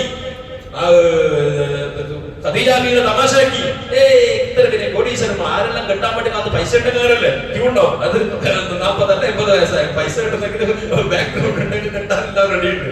ഇപ്പൊ അങ്ങനെ വന്നോ അങ്ങനെന്തായി മക്കത്തെ വലിയ വലിയ ലീഡർമാർ മൂന്നാമത്തെ വിവാഹം ഖദീജ ബീവിന്റെ രണ്ടിനും വിവാഹം കഴിച്ചിട്ട് മക്കള് ഭർത്താവ് മരിച്ചു, കെട്ടാൻ വേണ്ടി ആഗ്രഹിച്ചു. അല്ലാഹുവിന്റെ റസൂലിന്റെ പ്രിയപ്പെട്ട പത്നി ഒരാളെയും ഏറ്റെടുത്തില്ല. അങ്ങനെ അവർ തമാശാക്കി പറഞ്ഞ് പകവെറുക്കാൻ തുടങ്ങി. ഖദീജക്ക് കിട്ടിയത് കണ്ടില്ലേ, ഉടുതുണിക്ക് മറുതുമില്ലാതെ പാപ്പത്തി യതീമായിട്ട് വളർന്ന ഈ മുഹമ്മദാണ് കിട്ടിയെന്ന് പറഞ്ഞപ്പോൾ ഖദീജ ബീവിക്ക് ഏറ്റവും കൂടുതൽ സങ്കടമായി. ഖദീജ ബീവി തമാശാക്കിയതല്ല, മുഹമ്മദ് റസൂലുള്ളാഹി തങ്ങൾ പരിഹസിച്ചത് ഇഷ്ടപ്പെട്ടില്ല. മക്കത്തെ മുശ്രിക്കീങ്ങളെ മുഴുവനും ഒരുമിച്ച് കൂട്ടിയിട്ട് എല്ലാവർക്കും നല്ല ബിരുദൊരുക്കി, നല്ല സദ്യ ഒരുക്കിയിട്ട് നല്ല ഫുഡെല്ലാം കൊടുത്തിട്ടായിട്ട് പറഞ്ഞു, മക്കത്തെ മുശ്രിക്കീങ്ങളെ ലീഡർമാരെല്ലാം കേൾക്കി, നിങ്ങൾ മുഹമ്മദ് എനിക്ക് സ്വത്തില്ല, ഞാൻ പൈസക്കാരിയാണ്, മുഹമ്മദ് ഗതിയില്ലാത്ത ആളെന്നൊക്കെ പറഞ്ഞില്ലേ, ഇതാ നിങ്ങൾ സാക്ഷിയാണ്, എന്റെ സമ്പത്ത് മുഴുവനും മുഹമ്മദിനിക്ക് ഞാൻ കൊടുത്തിരിക്കുന്നു, ഭർത്താവിന് ഞാൻ കൊടുത്തിരിക്കുന്നു. അവസാനം മരണപ്പെട്ടു പോകുമ്പോൾ ഖദീജ ബീവിയുടെ കഫൻ ചെയ്യാൻ അവിടെ ശരിയായ വസ്ത്രം പോലും ഇല്ലാതെ, കഫൻ തുണിക്ക് പോലും വകയില്ലാത്ത രീതിയിൽ ഈ ലോകത്തിൽ നിന്ന് വിട പറഞ്ഞു പോയ മഹദി ബഹുമാനപ്പെട്ട സയ്യിദത്തുനാ ഖദീജ ഉമ്മ റളിയല്ലാഹു അൻഹാ. മക്കയിൽ പോയാൽ ജന്നത്തുൽ മുഹല്ലയിൽ പോയി, മക്കയിൽ ഹജ്ജിന് ഉംറക്ക് പോയവർ ഖദീജ ഉമ്മാക്ക് ഒരു സലാം പറയാതെ വന്നാൽ ആ ഉമ്മാനെ പൊരുത്തം നമുക്കുണ്ടാവൂല. ഈ ദീനിന് വേണ്ടി ഏറ്റവും കൂടുതൽ താങ്ങായി നിന്ന ഉമ്മ, സമ്പത്ത് മുഴുവനും കൊടുത്ത ഉമ്മ, ആ ഉമ്മ. അതുകൊണ്ട് ഞാൻ പറഞ്ഞു വന്നത്, എന്റെ പ്രിയപ്പെട്ടവരെ, നിമിത്തങ്ങൾ 4 വിവാഹം ഇങ്ങനെയുള്ള നിമിത്തങ്ങളുടെ ഒരുപാട് വിവാഹം കഴിച്ചത് എന്തിന്? അപ്പൊ ഇസ്ലാം വിവാഹം കഴിച്ചപ്പോ ഞാൻ ചുരുക്കി പറഞ്ഞാൽ വ്യഭിചാരം ഭയങ്കര ദുഷ്യമാണ്. ഏറ്റവും ദുഷിച്ചവന്റെ സ്വഭാവമാണ്. ഏറ്റവും നമ്മുടെ നാട്ടിൽ പറഞ്ഞാൽ, നമ്മുടെ ഭാഷയിൽ പറഞ്ഞാൽ നാരികളുടെ സ്വഭാവമാണ്. വ്യഭിചാരമുണ്ടായിട്ട് നാളെ മെഹറാജിന് പോയപ്പോൾ അല്ലാഹുവിന്റെ റസൂൽ മെഹറാജിന്റെ വേളയിൽ രംഗം കണ്ടു. ആ മെഹറാജിന് പോയപ്പോൾ ശിക്ഷ കണ്ടു. നല്ല ഫ്രഷ് മട്ടൻ ബിരിയാണി, നല്ല ചിക്കൻ ഫ്രൈ, മന്തി, കുന്തി എല്ലാം ഉണ്ട്. ഭയങ്കര ഒരു ഭാഗത്ത് അത് ഒരു ഭാഗത്ത് വെച്ചിട്ടുണ്ട്. മറ്റൊരു ഇതില് നല്ല ചീഞ്ഞ് നാറുന്ന മാംസങ്ങള്, അതുപോലെ തന്നെ മറ്റുള്ള ഫ്രൂട്ട്സ്, ചീഞ്ഞ് നമ്മൾ പറഞ്ഞില്ലേ, വെടക്കായത്, മോശമായത്, ടൈം കഴിഞ്ഞത്, അല്ലെ, അങ്ങനെയുള്ള കുറെ ഭക്ഷണങ്ങൾ വെച്ചിട്ടുണ്ട്. അങ്ങനെ നല്ല ഡീസന്റ് ഉള്ള ഒരാള് അങ്ങനെ വന്നിട്ട് നോക്കുമ്പോ അയാള് ഈ നല്ലതിനെ വിട്ടിട്ട് ഈന തിന്നു. ഈ നല്ല ഫ്രഷ് മട്ടൻ മന്തിനെ വെച്ചിട്ട് അതിനെ തിന്നാൻ ഈന തിന്നുന്ന കാണുന്നു. ആരാണ് ജിബ്രീൽ? അല്ലാഹുവിന്റെ റസൂൽ ചോദിച്ചു. അല്ലാഹുവിന്റെ റസൂലിനോട് ജിബ്രീൽ അലൈഹിസ്സലാം പറഞ്ഞു, ഇതാരാണെന്ന് അറിയോ നബിയേ? സ്വന്തം ഹലാലായ നമുക്കുള്ള ഭാര്യ പറയിലുണ്ടായിട്ട് എല്ലാം ഇവളിലുണ്ടായത് മുഴുവൻ അവളിലുണ്ടല്ലോ, ഇവളിൽ കിട്ടുന്ന സുഖങ്ങൾ മുഴുവൻ അവളിൽ കിട്ടുമല്ലോ, അതുണ്ടായിട്ട് അന്യ പെണ്ണുങ്ങളുമായിട്ട് വ്യഭിചാരത്തിന് പോയവരാ ഈ ശിക്ഷ. നാളെ മെഹറാജിന് പോയപ്പോൾ അല്ലാഹുവിന്റെ റസൂൽ കണ്ണുകൊണ്ട് കണ്ടിട്ട് ഇത് വന്നിട്ട് അല്ലാഹുവിന്റെ റസൂൽ ആയിഷ റളിയല്ലാഹു അൻഹ കണ്ണുനീരൊലിപ്പിച്ചുകൊണ്ട് രംഗം പറഞ്ഞത് ഹദീസുകളിൽ ഇമാം മുസ്ലിം റളിയല്ലാഹു അൻഹു ഉദ്ധരിക്കുന്ന ഹദീസിൽ കാണാം. അതുകൊണ്ട് പ്രിയപ്പെട്ടവരെ, ഇതാണ് പരിശുദ്ധ ഖുർആൻ പറയുന്നത്. ഞാൻ അവസാനിപ്പിക്കുകയാണ്. ഇതാ അംസത്തുൽ ഖറാർ റഹ്മാൻ വഹ്ശി അവിടെ നേരി ഈ 3 കുറ്റവും ഞാൻ ചെയ്തിട്ടുണ്ട്. എനിക്ക് തൗബ എങ്ങനെ കിട്ടും? എനിക്ക് നന്നാകണം, പക്ഷേ ഞാൻ ശിർക്ക് വെച്ചിട്ടുണ്ട്. അതുപോലെ തന്നെ ഞാൻ അല്ലാഹു ഹറാമാക്കിയ അംസത്തുൽ ഖറാനെ കൊന്നിട്ടുണ്ട്. അതുപോലെ തന്നെ വ്യഭിചാരം ഞാൻ ഒരുപാട് ചെയ്തിട്ടുണ്ട്. എനിക്ക് തൗബയുണ്ടോ? അത്തരം കുറ്റം ചെയ്തവർ അല്ലാഹുവിനെ കുറ്റവാളിയായിട്ടാണ് കണ്ടെത്തുക. നബി തങ്ങൾ ഒരു കത്തെഴുതി, ഇല്ലാമൻ താബ വആമന വഅമില അമലൻ സാലിഹ ഫഉലൈക യുബദ്ദിലുല്ലാഹു സയ്യിആതിഹിം ഹസനാത്. ഇല്ലാമൻ താബ, തൗബ ചെയ്തവരൊഴികെ, വഅമില അമലൻ സാലിഹ, സാലിഹായ സൽക്കർമ്മങ്ങൾ ചെയ്തവർ, ഫൗലൈക യുബദ്ദിലുല്ലാഹു സയ്യിആതിഹിം ഹസനാത്, അവരുടെ സയ്യിആത്തുകളെ, അവരുടെ കുറ്റകൃത്യങ്ങളെ അല്ലാഹു ഹസനാത്തായിട്ട് നേരെ പട്ടിയാക്കും, നേരെ മറിച്ചു കളയും. ഈ കത്ത് വിട്ടലോടുകൂടെ വഹ്ശി റളിയല്ലാഹു അൻഹു വീണ്ടും എഴുതി, ഇതിലൊരു കണ്ടീഷൻ വെച്ചിട്ടുണ്ട്. അല്ലാഹു സുബ്ഹാനഹു വ തആല തൗബ ചെയ്തവനും, അതുപോലെ തന്നെ വആമന, വിശ്വസിച്ചിട്ട് തൗബ ചെയ്തവനും, വഅമില അമലൻ സാലിഹ, സാലിഹായ സൽക്കർമ്മങ്ങൾ ചെയ്തവർക്കല്ലേ ഈ ഓഫർ ഉള്ളൂ. പക്ഷേ ഞാൻ തൗബ ചെയ്തിട്ട് സാലിഹായ സൽക്കർമ്മം ചെയ്യാൻ എനിക്ക് അവസരമുണ്ടെന്ന് ഉറപ്പില്ല.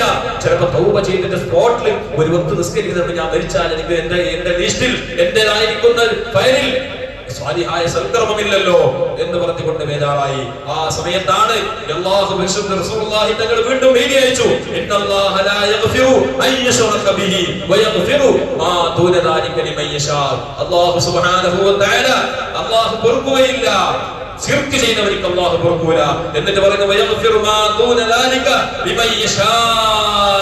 അല്ലാഹു ഉദ്ദേശിച്ച ആളുകൾക്ക് പുറത്തു കൊടുക്കും എന്ന ആയത്ത്. അതിലും വഹ്ശിക്ക് സമാധാനമായില്ല. വഹ്ശി നബി തങ്ങളുടെ അടുക്കലേക്ക് വീണ്ടും ആളയച്ചു, നബിയേ അതിൽ അല്ലാഹു ഒരു കണ്ടീഷൻ വെച്ചിട്ടുണ്ട്, എല്ലാവർക്കും അല്ലാഹു പുറത്തു തരുമെന്ന് പറഞ്ഞിട്ടില്ല. ലിമൻ യശാ, അല്ലാഹു ഉദ്ദേശിച്ച ആളുകൾക്കല്ലേ അല്ലാഹു പുറത്തു കൊടുക്കൂ. പാവപ്പെട്ട വഹ്ശിനെ അല്ലാഹു ഉദ്ദേശിച്ചിട്ടുണ്ടോ എന്നൊരു ഗ്യാരണ്ടി ഇല്ല. എന്ത് ചെയ്യും? അല്ലാഹുവിന്റെ റസൂലിന് ആ സമയത്താണ് മുഖറബായ മലക്ക് ജിബ്രീൽ, റൂഹുൽ അമീനായ ജിബ്രീൽ അലൈഹിസ്സലാത്തു വസ്സലാം വന്നിട്ട് ആയത്ത് ഓതി കേൾപ്പിച്ചു, ഖുൽ യാ ഇബാദിയല്ലദീന അസ്റഫൂ ലാ അൻഫുസിഹിം ലാ തഖ്നതു മിർ റഹ്മത്തില്ലാഹ് ഇന്നല്ലാഹ യഗ്ഫിറു ദുനൂബ ജമീഅ ഇന്നഹു ഹുവൽ ഗഫൂറുർ റഹീം. മഗ്ഫിറത്തിന്റെ മത്തിൽ ഈ വയൽ കേൾക്കുന്നവരെ, നിങ്ങളുടെ കച്ചവടം ബിസിനസ് കാര്യങ്ങളെല്ലാം വിട്ടിട്ട് ഇത്തിഖാഫോടെ ഇരുന്നിട്ട് എന്നെ കേൾക്കാനിരുന്നതല്ല, നിങ്ങളുടെയും എന്റെയും നിങ്ങളുടെ പ്രത്യയ ശാസ്ത്രമാകുന്ന ദീന് നമുക്ക് നാളെ മരിച്ചിട്ട് രക്ഷപ്പെടണം എന്ന നിലക്ക് ഇഖ്ലാസോടെ വയൽ കേൾക്കുന്ന നല്ലവരായ മുഅ്മിനീങ്ങളെ നമുക്ക് പ്രതീക്ഷയാണ്. നമുക്ക് നിരാശപ്പെടേണ്ടതില്ല. അല്ലാഹു നല്ലൊരു ഓഫറാണ് അല്ലാഹു തന്നത്. നബിയേ തങ്ങൾ പറയാം, സൂറത്ത് സുമർ സൂറത്തിന്റെ ആയത്ത് കാണാം. നിങ്ങൾ എടുത്തിട്ട് ഇന്ന് അതിന്റെ പരിഭാഷ എടുത്ത് നോക്കിക്കോ, വേണമെങ്കിൽ സൗകര്യം ഉണ്ടെങ്കിൽ. അതിലെന്താ പറയുന്നത്?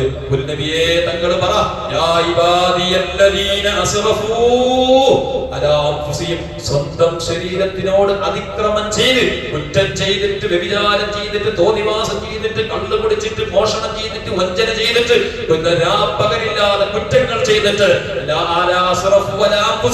അവന്റെ ശരീരത്തിനെ നരകത്തിലേക്ക് എത്തിക്കേണ്ട വിധത്തിൽ പാകത്തിൽ പണിയെടുത്ത മനുഷ്യ, അല്ലാഹു കാരുണ്യവാനാണ്, റഹ്മാനായ റബ്ബ് പറയുന്ന വാക്ക്, നമ്മുടെ റബ്ബിന്റെ ഏറ്റവും കരുണയുള്ള ഒരു വാക്ക്, ലാ തഖ്നതു മിർ റഹ്മത്തില്ലാഹ്. അല്ലാഹുവിന്റെ റഹ്മത്തിനെ തൊട്ട് നിങ്ങൾ ആരും ആശമുറിഞ്ഞു പോകണ്ട. അല്ലാഹു തരും. എത്ര കുറ്റം ചെയ്തിട്ടുണ്ടെങ്കിലും മനസ്സറിഞ്ഞുകൊണ്ട് റബ്ബിനോട് പറ. കുറ്റ തൗബയുടെ ശർത്ത് ഫുഖഹാ പറഞ്ഞിട്ടുണ്ട്, പണ്ഡിതന്മാർ പറഞ്ഞിട്ടുണ്ട്. ചെയ്തു പോയ കുറ്റങ്ങളുടെ പേരിൽ ഖേദിക്കണം. ഇനി ഒരിക്കലും അതിലേക്ക് പോകൂല എന്നവൻ ഉറപ്പിക്കണം. ഇനി ആ ചെയ്തുകൊണ്ടിരിക്കുന്ന കുറ്റത്തിൽ നിന്ന് ഒഴിവാകണം. ജനങ്ങളുമായിട്ടുള്ള ഇടപാടാണെങ്കിൽ പൊരുത്തപ്പെടിക്കണം. വേറെ വഴിയില്ല, അതിന് ഒരു വഴിയില്ല.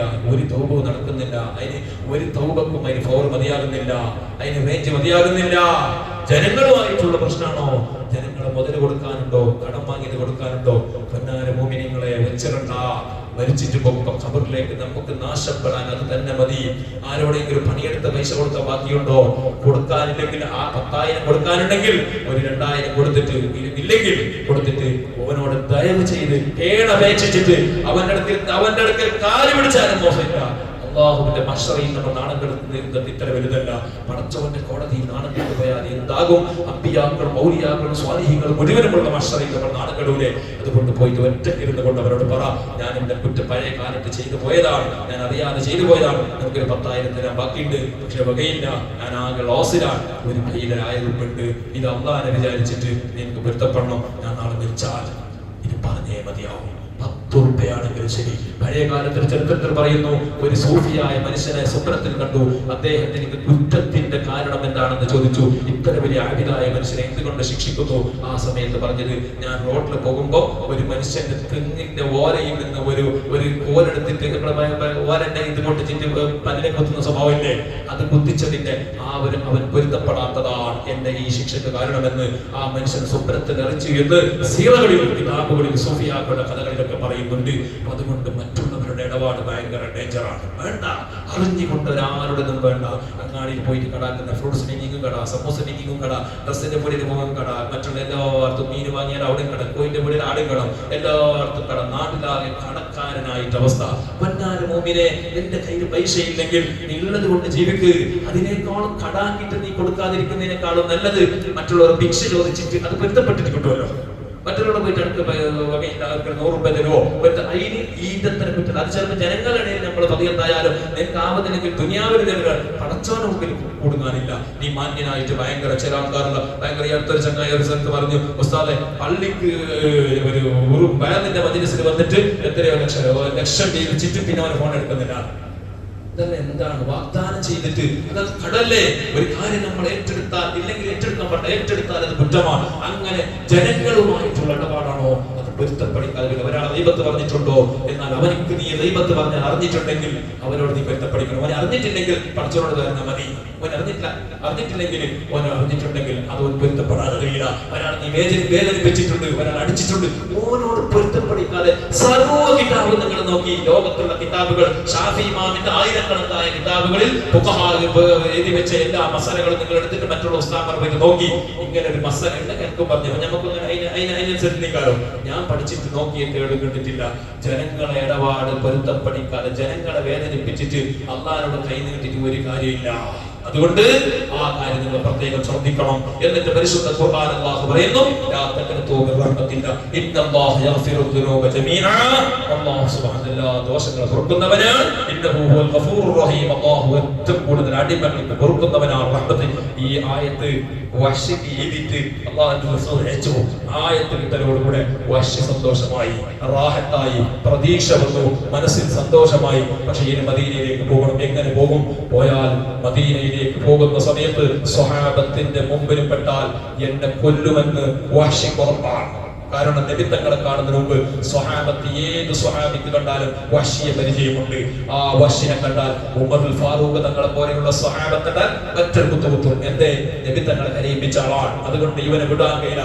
അങ്ങനെ ഊർജ്ജമായ കാത്തു നിൽക്കുന്ന സമയത്ത് ഒരു കറുത്ത ഡ്രസ് മൂടി, മുഖം മൂടി നേരെ മദീനയിലേക്ക് എത്തി. അല്ലാഹുവിന്റെ റസൂലിന്റെ മുമ്പിലേക്ക് എത്തി. അല്ലാഹുവിന്റെ റസൂലിന്റെ മുമ്പിലേക്ക് മുഖം മൂടി മറിച്ച ഒരു മഹാമനുഷ്യൻ വരുന്നത് കണ്ടു. ആ അടുത്തേക്ക് എത്തി. സ്വഹാബത്ത് നോക്കി നിൽക്കുന്ന ആരാണ് അടുത്തേക്ക് എത്തി. അസ്സലാമു അലൈക യാ സയ്യിദി യാ റസൂലല്ലാഹ്. മുഖം തുറന്നു. അല്ലാഹുവിന്റെ റസൂൽ ഞെട്ടിപ്പോയി. റസൂലുള്ളാഹി തങ്ങൾ വേദാറായി കണ്ണിൽ നിന്ന് കണ്ണുനീർ ഒഴുകി. അസ്സലാമു അലൈക യാ റസൂലല്ലാഹ് അഷ്ഹദു അൻ ലാ ഇലാഹ ഇല്ലല്ലാഹ് വ അഷ്ഹദു അന്നക റസൂലുള്ളാഹ്. ഷഹാദത്ത് കലിമ ചൊല്ലി ഉമറുൽ ഫാറൂഖ് നോക്കി നിൽക്കുന്ന ആരാണ് വന്നിരിക്കുന്നത്? കൊല്ലങ്ങൾക്ക് മുമ്പ് നബി തങ്ങളുടെ പിതൃവ്യനായ അബ്ദുൽ ഖർബാറിനെ ദാരുണമായി കൊലപ്പെടുത്തിയിട്ട് ആ മയ്യത്ത് ഇന്നും അവരെ കൺമുമ്പിൽ ഉഹദിന്റെ പോർക്കളത്തിൽ അന്ന് പിടയുന്ന രംഗം സ്വഹാബത്ത് കണ്ട പോലെ അവർക്ക് കാണുന്നു. ആ മനുഷ്യനാണ് വന്നിരിക്കുന്നത്. അല്ലാഹുവിന്റെ റസൂൽ പറഞ്ഞു, നിനക്കെല്ലാം പൊരുത്തപ്പെട്ടിരിക്കുന്നു. അല്ലാഹു ഇസ്ലാമിലേക്ക് വരുന്നതോടുകൂടി നിന്റെ സർവ്വ ദോഷങ്ങളും അല്ലാഹു പൊരുത്തപ്പെട്ടിരിക്കുന്നു. അല്ലാഹുവിന്റെ റസൂൽ കരഞ്ഞുകൊണ്ട് വഹ്ശിയോട് പറഞ്ഞു, വഹ്ശി കഴിയുന്നതും എന്റെ മുമ്പിലേക്ക് കൂടുതൽ വരരുത്. എന്തേ അങ്ങനെ പറയാൻ കാരണം? വഹ്ശിയെ കണ്ടാൽ നബി തങ്ങൾക്ക് കരയാതിരിക്കാൻ കഴിയില്ല. നബി തങ്ങളുടെ ഇറാബയെ കൊന്ന കാതകനെ കണ്ടപ്പോൾ ബേജാർ തളം കെട്ടി നിൽക്കുന്നത് കൊണ്ട് ആ വഹ്ശി ചരിത്രത്തിൽ ഏറ്റവും വലിയ സ്വഹാബത്തിന്റെ കൂട്ടത്തിൽ ഏറ്റവും ആ ദറജ കുറഞ്ഞ സ്വഹാബി എന്നൊക്കെ ചില ആളുകൾ പറയുന്നുണ്ടെങ്കിലും അങ്ങനെ പറയാൻ വകയില്ല. കാരണം സ്വഹാബത്ത് മുഴുവനും വലിയ സ്ഥാനക്കാരാണ്. പക്ഷേ ഞാൻ പറഞ്ഞു വന്നത്, അത്ര വലിയ കുറ്റകൃത്യം ചെയ്ത മനുഷ്യനെ പോലും അല്ലാഹു മാഫ് കൊടുക്കാതെ വിട്ടില്ല, എല്ലാം പൊറുത്തപ്പെടുത്തു. അതുകൊണ്ട് മുഅ്മിനെ പ്രതീക്ഷ വേണം. ഈ റമദാൻ 2025 മാർച്ച് മാസത്തിലുള്ള ഈ 25 ഈ റമദാനിന്റെ മഗ്ഫിറത്തിന്റെ 10 ഇന്ന് 13 ആണെങ്കിൽ അടുത്ത വെള്ളിയാഴ്ച മഗ്രിബ് വരെ നമുക്ക് മഗ്ഫിറത്തിന്റെ 10 ഉള്ളൂ. അതോടുകൂടെ മഗ്ഫിറത്തിന്റെ 10 ഇവിടെ പറയുമ്പോൾ എത്ര വലിയ കുറ്റം ചെയ്തിട്ടുണ്ടെങ്കിലും റബ്ബിനോടൊന്ന് കൈനീട്ടി പറ. ഒറ്റയ്ക്കിരുന്നു കൊണ്ട് ഇന്ന് രാത്രി അല്ലെങ്കിൽ ഇനി വരാനുള്ള ഏതെങ്കിലും ഒരു രാത്രിയിൽ പാതിരാ സമയത്ത് ഞാൻ അവസാനിപ്പിക്കുന്ന മോമിനികളെ, ഞാൻ എന്റെ സ്നേഹനിധികളായ എന്റെ രക്ഷിതാക്കളോട്, എന്റെ ജ്യേഷ്ഠന്മാരോട്, എന്റെ അനുജന്മാരോട് നമ്മളൊക്കെ ഒരുപോലെയാണെന്ന് വിചാരിച്ചിട്ട് പറയുകയാണ്. ഞാനൊരു നല്ലവനായി നിങ്ങൾ ഉപദേശിക്കുകയല്ല, നമുക്കെല്ലാം സ്വർഗത്തിലെത്തണമെന്ന പ്രതീക്ഷയുണ്ട്. നിങ്ങൾക്കൊരു നന്മ പറഞ്ഞു തന്നത് എനിക്ക് നാളെ എന്റെ തുലാസിൽ ഭാരം കൂടുമെന്ന പ്രതീക്ഷ എനിക്കുണ്ട്. അല്ലാതെ എന്റെ നിസ്കാരം നോമ്പ് എനിക്ക് പ്രതീക്ഷയില്ല. നിങ്ങൾ ഒരാൾ നന്നായാൽ നബിത്തങ്ങൾ പറഞ്ഞു, നിന്റെ വയറ് കേട്ടിട്ട് ഒരാൾ നന്നായാൽ ഈ ദുനിയാവും ദുനിയാവുള്ള സകലതും 1 കോടി, ഉദാഹരണത്തിന് നാട്ടുകാരെല്ലാം കൂടിയിട്ട് 1 കോടി ഉറുപ്പ തന്നു, 1 കോടി ഉറുപ്പ സ്ഥാപനത്തിൽ തന്നെന്ന് വെച്ചോ, ആ 1 കോടിയിലല്ല, ഈ കോടിയേക്കാളും ഈ 100 കോടി കിട്ടുന്നതിനേക്കാളും നബിത്തങ്ങൾ പറഞ്ഞത്, നിന്റെ വയറ് കേട്ടിട്ട് വെള്ളിയാഴ്ച നീ 1.5 മണിക്കൂർ നീ വച്ചിട്ടില്ലേ, ഈ ജനങ്ങളെ ഇരുത്തിയിട്ട് നീ വേദ പറഞ്ഞില്ലേ, ഒരാൾക്ക് ഏതായി ഇങ്ങനെ കുറ്റം ചെയ്തിട്ട് ജീവിച്ചിട്ട് കാര്യമില്ല. എന്റെ 45-50 കഴിഞ്ഞ് ഇനി 10% ഉള്ളൂ, എനിക്ക് 40 എനിക്കിപ്പോ ഉണ്ടെങ്കിലും ഒരു 3/2 ഭാഗം കഴിഞ്ഞില്ലേ, 60 വരെ ഉണ്ടെന്ന് വിചാരിച്ച അള്ളാഹ് ആയുസ് നിലമാക്കി തരട്ടെ. 60 വരെയാണ് അള്ളാഹു കണക്കാക്കിയെങ്കിൽ 40 കഴിഞ്ഞ് ഇനി ആകെയുള്ളത് 20. ആ 20 എത്ര മണിക്കൂർ ഉറങ്ങി തീർക്കും, എത്ര മണിക്കൂർ നമ്മൾ അനാവശ്യത്തിൽ തീർക്കും, എത്ര മൊബൈലിന് വേണ്ടി എത്ര സമയം ചെലവഴിക്കും. അതുകൊണ്ട് മുമ്പിലെ ജീവിതത്തിന്റെ അവസാന പക്കത്തിലാണ് നമ്മൾ ഉള്ളത്. അതുകൊണ്ട് ഖേദിച്ചു മടങ്ങി അള്ളാഹുവിലേക്ക് തൗബ ചെയ്യും. ഒറ്റയ്ക്കിരുന്ന് കൊണ്ട് ഭാര്യയ്ക്ക് അറിയണ്ട, മക്കൾക്ക് അറിയണ്ട, ആർക്കും അറിയണ്ട. റബ്ബിനോട് എണ്ണീറ്റ് എല്ലാം പറ. അള്ളാഹിനോട് എണ്ണീറ്റ് ഒന്ന് ശബ്ദം പകർന്നെങ്കിൽ തന്നെ നിന്റെ നഫ്സിലേക്ക് കേൾക്കുന്ന പോലെ അള്ളാഹിനോട് മലയാളത്തിൽ പറ, പഠിച്ചോനെ ഞാൻ എത്ര ചെയ്തത്, ഞാൻ ചെയ്ത കുറ്റം എത്രയെന്ന് നിനക്കറിയും. പക്ഷെ എന്നാലും അള്ളാഹിനോട് ഓരോ എണ്ണീറ്റ് പറ, പഠിച്ചോനെ ഇതെല്ലാം ഞാൻ അറിയാതെ എന്റെ ഈ കുറ്റകൃത്യം ഞാൻ ചെയ്തത് നിന്നോട് ധിക്കരിച്ചിട്ടല്ല, റബ്ബേ മരിക്കുന്നതിനും എനിക്ക് മാഫി തരണമെന്ന്. കണ്ണിൽ നിന്ന് ഒരു തുള്ളി കണ്ണുനീർ ഭൂമിയിലേക്ക് എത്തിയാൽ അല്ലാഹുവിന്റെ റസൂൽ പറഞ്ഞു, അങ്ങനെ നിങ്ങൾക്ക് ബേജാറായിട്ട് റബ്ബിനെ പേടിച്ചിട്ട് ഒരു തുള്ളി കണ്ണുനീർ, ഒരേ ഒരു തുള്ളി, ഒറ്റ ഒരു തുള്ളി, കൂടുതൽ വേണ്ട, ഒരു തുള്ളി ഒന്ന് എങ്ങനെയെങ്കിലും മനസ്സ് ബേജാറാക്കിയാൽ നമ്മൾ ജീവിതത്തിൽ ഏറ്റവും വലിയ കുറ്റകൃത്യങ്ങൾ ഉണ്ടാവില്ലേ, അതിനിങ്ങനെ മനസ്സിൽ ഇങ്ങനെ ഓർത്ത് പറ. എന്നിട്ട് ആ സമയത്ത് ഒരു തുള്ളി കണ്ണുനീർ ഭൂമിയിലേക്ക് എത്തിയാൽ അത് നിനക്ക് നരകത്തിൽ രക്ഷപ്പെടാനുള്ള പരിചയമാണെന്ന് മുഹമ്മദ് പഠിപ്പിച്ചിട്ടുണ്ട്. അതുകൊണ്ട് നന്നാകാൻ, നമുക്ക് കൂട്ടമായി നന്നാകാൻ, അല്ലാഹുവിലേക്ക് ഖേദിച്ചു മടങ്ങാൻ, പരസ്പരം ദുആ ചെയ്യാൻ, ജനങ്ങളുമായിട്ടുള്ള ഇടപാടുകൾ തീർത്തുകൊണ്ട് എല്ലാവരും അങ്ങോട്ടിങ്ങോട്ട് പൊരുത്തപ്പെട്ടുകൊണ്ട് ആരെയും വേദനിപ്പിക്കാതെ, വാക്കുകൊണ്ടോ പ്രവൃത്തി കൊണ്ടോ കുത്തുവാക്കുകളോ കൊണ്ടോ ഒന്നും വേദനിപ്പിക്കേണ്ട, ആർക്കും ഡോസ് വെച്ചിട്ടുള്ള വാക്കുകൾ അതല്ല ഏറ്റവും വലിയ വേദന. ഒരു മനുഷ്യനെ അടിച്ചു കൊല്ലുന്നതിനേക്കാളും വേദനയാണ് കുത്തുവാക്കുകൾ. വീടൊക്കെ പറയുന്ന ഡോസ് വെക്കുന്നത്, ഡോസ് വെച്ചിട്ടുണ്ട്, ഈ സദസ്സിനൊക്കെ ഡോസ് വെക്കുക. ഈ കുത്തുവാക്കുകൾ അത് മനുഷ്യന്റെ മനസ്സിന്റെ ഉള്ളിലേക്ക് വേദനിച്ച മുറിവുകൾ, അതിനെ ഉണക്കാൻ ലോകത്ത് ഒരു മനുഷ്യനുമില്ല. നിന്റെ കൈക്കൊരു വേദനയായാൽ ചെറിയൊരു ഓയിൽമെന്റ് എടുത്തിട്ട് തേച്ചാൽ 2 ദിവസം കൊണ്ട് ഉണങ്ങും. മനസ്സിന്റെ ഉള്ളിലേക്ക് ഒരു മുറിവ് പറ്റിയിട്ടുണ്ടെങ്കിൽ ആ മുറിവിനെ ഉണക്കാൻ ഏത് മനുഷ്യനെ കൊണ്ടൊന്നും സാധ്യമല്ല. അതുകൊണ്ട് ആരെയും വേദനിപ്പിക്കണ്ട, എല്ലാവരും സ്നേഹിക്കും. പരസ്പര സ്നേഹത്തോടെ, സൗഹൃദത്തോടെ, സന്തോഷത്തോടെ, ഒരുമയോടെ, തിരുസപ്പാടോടെ കൂടി ജീവിച്ച് മരിച്ചുകൊണ്ട് അല്ലാഹുവിന്റെ സ്വർഗ്ഗം കരസ്ഥമാക്കണം. പരസ്പരം എനിക്കും നിങ്ങൾ എല്ലാവരും ദുആ ചെയ്യണം, കുടുംബത്തിന് വേണ്ടി ദുആ ചെയ്യണമെന്ന വസിയത്തോടു കൂടി അർഹമുർ-റഹീമിനായ റബ്ബ് സുബ്ഹാനഹു വ തആല പറഞ്ഞതും കേട്ടതും നീ കബൂലാക്കണം റഹ്മാനേ. അർഹമുർ-റഹീമിനായ രാജാവായ റബ്ബേ, ഒരുപാട് ദോഷങ്ങൾ ചെയ്ത പാപികളാണ് റഹ്മാനേ. അല്ലാഹുവേ, നീ റഹ്മാനാണ്, നിന്റെ റഹ്മത്ത് ഞങ്ങളുടെ ദോഷങ്ങളെക്കാളും വലുതാണെന്ന് ഞങ്ങൾക്കറിയാൻ പഠിച്ചോനെ. നീ ഞങ്ങളെ കോവിഡ് എത്രയോ വലിയ കുറ്റവാളികൾക്ക് നീ പുറത്തു കൊടുത്തുകൊണ്ട് അവരെ വലിയ സ്ഥാനത്തേക്ക് എത്തിച്ച ഏറ്റവും വലിയ കൃപയുടെ ഉടമയാണ് റബ്ബേ. അല്ലാഹുവേ, ഞങ്ങൾക്ക് നന്നാകാൻ വലിയ ആഗ്രഹമുണ്ട് റഹ്മാനെ. സ്വാലിഹീങ്ങളുടെ കഥകൾ കേൾക്കുമ്പോൾ ഞങ്ങൾക്കും അതുപോലെ സ്വാലിഹീങ്ങളാകണമെന്ന് ആഗ്രഹമുണ്ട് പഠിച്ചോനെ. ഞങ്ങളുടെ സാഹചര്യം ഞങ്ങളെ തെറ്റിലേക്ക് കൊണ്ടുപോവുകയാണ് റബ്ബേ. ഈ മഗ്ഫിറത്തിന്റെ 10 ഇരുന്നിട്ട് റബ്ബേ, ഈ പള്ളിയിൽ ഇത്തിഖാഫിന്റെ നിയ്യത്തോടെ ഞങ്ങൾ 1-2 മണിക്കൂർ ഈ പള്ളിയിൽ പഠിച്ചവരെ ഒന്നുമില്ല ചിന്ത, ഞങ്ങളെ കച്ചവടം, ഞങ്ങളെ ജോലി, ഞങ്ങളെ ഭാര്യ, മക്കളൊന്നും ഞങ്ങളെ മനസ്സിലില്ല. ഇതുവരെ ഞങ്ങളെ മനസ്സ് മുഴുവൻ നിന്റെ ദീനിലായിരുന്നു റബ്ബേ. നിന്റെ ദീനിന്റെ കാര്യങ്ങൾ പറഞ്ഞപ്പോ, സ്വഹാബത്തിന്റെ കഥകൾ പറയുമ്പോ അതിലേക്ക് ലയിച്ചിട്ടാണ് ഞങ്ങളുള്ളത് പഠിച്ചവനെ. അവരുടെ സീറകൾ പറഞ്ഞത് ഞങ്ങളെ ദോഷം കൊടുക്കാൻ കാരണമാക്കണം റഹ്മാനെ. ഈ പരിശുദ്ധ ഖുർആന്റെ വ്യാഖ്യാനം പറഞ്ഞത് ഞങ്ങളെ ഹൃദയം നന്നാക്കാൻ കാരണമാക്കണം റഹ്മാനെ. അല്ലാഹു ഞങ്ങളെ കച്ചവടത്തിൽ, ഞങ്ങളുടെ ജോലികളിൽ നീ ബർക്കത്ത് നൽകണം റഹ്മാനെ. ഹലാലായ നിനക്കുള്ള നിഅമത്തും ബർക്കത്തും ഐശ്വര്യം ഞങ്ങൾക്കെല്ലാം നീ ഏറ്റിത്തരണേ റഹ്മാനെ. ആരോടും വെറുപ്പും വിദ്വേഷവും ചതിയും വഞ്ചനയും ഇല്ലാത്ത നല്ല ഖാലിസായ മനസ്സോടുകൂടി ജീവിച്ച് മരിക്കാൻ തൗഫീഖ് നൽകണം റഹ്മാനെ. അല്ലാഹു ഞങ്ങളുടെ മനസ്സ് നന്നാക്കി തരണേ അല്ലാഹ്. ഈ റമദാനിന്റെ അവസാനം വരെ നല്ല ഇബാദത്ത് ചെയ്യാൻ തൗഫീഖ് നൽകണേ അല്ലാഹ്. ഇനി ഒരുപാട് റമദാൻ മാസത്തെ സ്വീകരിച്ച് ഒരുപാട് നന്മകൾ ചെയ്ത്, ദാനധർമ്മങ്ങൾ ചെയ്ത്, സദഖകളും ചെയ്ത്, സകാത്തുകളും എല്ലാം കൊടുത്ത് റബ്ബേ നല്ല നൽകി റമദാനിനെ ധന്യമാക്കാൻ തൗഫീഖ് നൽകണേ റഹ്മാനെ. ഞങ്ങളുടെ ജമാഅത്തിന് ബർക്കത്ത് നൽകണം അല്ലാഹ്. ഐക്യം, യോജിപ്പും, സ്നേഹവും, സന്തോഷവും നൽകണേ റഹ്മാനെ. ഈ നാടിന്റെ ഒരുമ, ഐക്യം ഖിയാമത്ത് നാളോളം നീ നിലനിർത്തണം റഹ്മാനെ. ഈ നാട്ടിൽ ജനിച്ചതും ഇനി ഖിയാമത്ത് നാളോളം ജനിക്കാനിരിക്കുന്ന സർവ്വ മക്കളെയും സ്വാലിഹീങ്ങളും സ്വാലിഹാത്തികളും ആക്കണം റഹ്മാനെ. ഞങ്ങളുടെ മദ്രസയിലും ഞങ്ങളുടെ സ്കൂളിലും പഠിക്കുന്ന സർവ്വ മക്കളെ നീ ആഫാത്ത് മുസീബത്തുകളെ തൊട്ട് കാക്കണം റഹ്മാനെ. എല്ലാ സ്ഥാപനങ്ങളും നീ പുരോഗതിയിൽ നിന്ന് പുരോഗതിയിലേക്ക് ഉയർത്തണം റഹ്മാനെ. റഹ്മാനായ രാജസീതായ റബ്ബേ, റോഡരികിലൂടെ ഞങ്ങളുടെ മക്കളും ഞങ്ങളൊക്കെ സഞ്ചരിക്കുന്നു, വാഹനത്തിലും നടന്നിട്ടായി പോകുന്ന റബ്ബേ, ഒരു ആക്സിഡന്റിലും ഒരു അപകടത്തിലും പെടുത്താതെ നീ കാക്കണേ റഹ്മാനെ. റഹ്മാനായ റബ്ബേ, ഞങ്ങളുടെ ജമാഅത്തിൽപ്പെട്ട ഒരുപാട് ആളുകൾ, സുഖമില്ലാത്ത ആളുകളുണ്ട്, വീടുകളിലുള്ളവരുണ്ട്, ഹോസ്പിറ്റലുകളുണ്ട്, മറ്റുള്ള നിലക്കൊക്കെ കഷ്ടപ്പെടുന്ന ആളുകളുണ്ട്. എല്ലാവർക്കും നീ ഷാഫിയായി കാഫിയായ റബ്ബേ നീ ശിഫ നൽകണേ റഹ്മാനെ.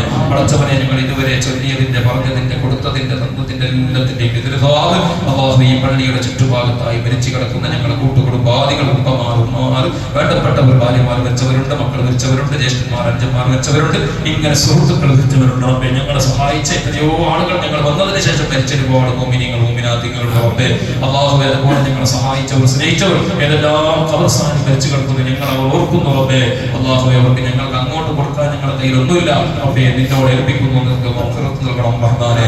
അല്ലാഹു ഞങ്ങളെ നീ സ്വർഗ്ഗാവകാശികളുടെ കൂട്ടത്തിൽ ചേർക്കണേ റഹ്മാനെ. ഞങ്ങൾ നീ ജീവിക്കുന്ന കാലം എത്ര ഇസ്സത്തോടെ ഈമാനോടെ തഖ്വയോടെ റാഹത്തോടെ ജീവിച്ച് മരിക്കാൻ നേരത്ത് ആരോടും വെറുപ്പില്ലാതെ, ആരോടും ചൊടിയും അഞ്ജനയും ചതിയും ഇല്ലാതെ, ഞങ്ങളോടും ആർക്കും വെറുപ്പും ചതിയും വെറുപ്പും വിദ്വേഷമില്ലാത്ത നിനക്ക് ഖാലിസായ മനസ്സോടുകൂടി കലിമത്ത് തൗഹീദ് ലാ ഇലാഹ ഇല്ലല്ലാഹ് എന്നൊക്കെ പറഞ്ഞ് ഞങ്ങൾക്ക് വസിയത്ത് പറയാനുള്ളതെല്ലാം പറഞ്ഞിട്ട് ഞങ്ങളുടെ അഖിലുകാരെ, ഞങ്ങളെ സ്നേഹിക്കുന്ന, ഞങ്ങളെ നന്മ കൊണ്ട് ഞങ്ങളെ സ്നേഹിക്കുന്ന നല്ല ഒരു വിഭാഗം ആളുകളുടെ മുമ്പിൽ അല്ലാഹുവെല്ലാം പറഞ്ഞുകൊണ്ട് സന്തോഷത്തോടെ കലിമ ചൊല്ലി മരിക്കുന്ന ഭാഗ്യവാന്മാരിൽ ഞങ്ങൾ എല്ലാവരും ഉൾപ്പെടുത്തണേ അല്ലാഹു. ദുആകൾ ഖബൂലാക്കണേ അല്ലാഹു. സയ്യിദനാ മുഹമ്മദിൻ സ്വല്ലല്ലാഹു അലൈഹി വസല്ലം. അല്ലാഹുമ്മ സ്വല്ലി അലാ നബിയിൽ സ്വല്ലല്ലാഹു അലൈഹി വസല്ലം സയ്യിദനാ മുഹമ്മദിൻ നബിയിൽ വഅലാ ആലിഹി വസല്ലം.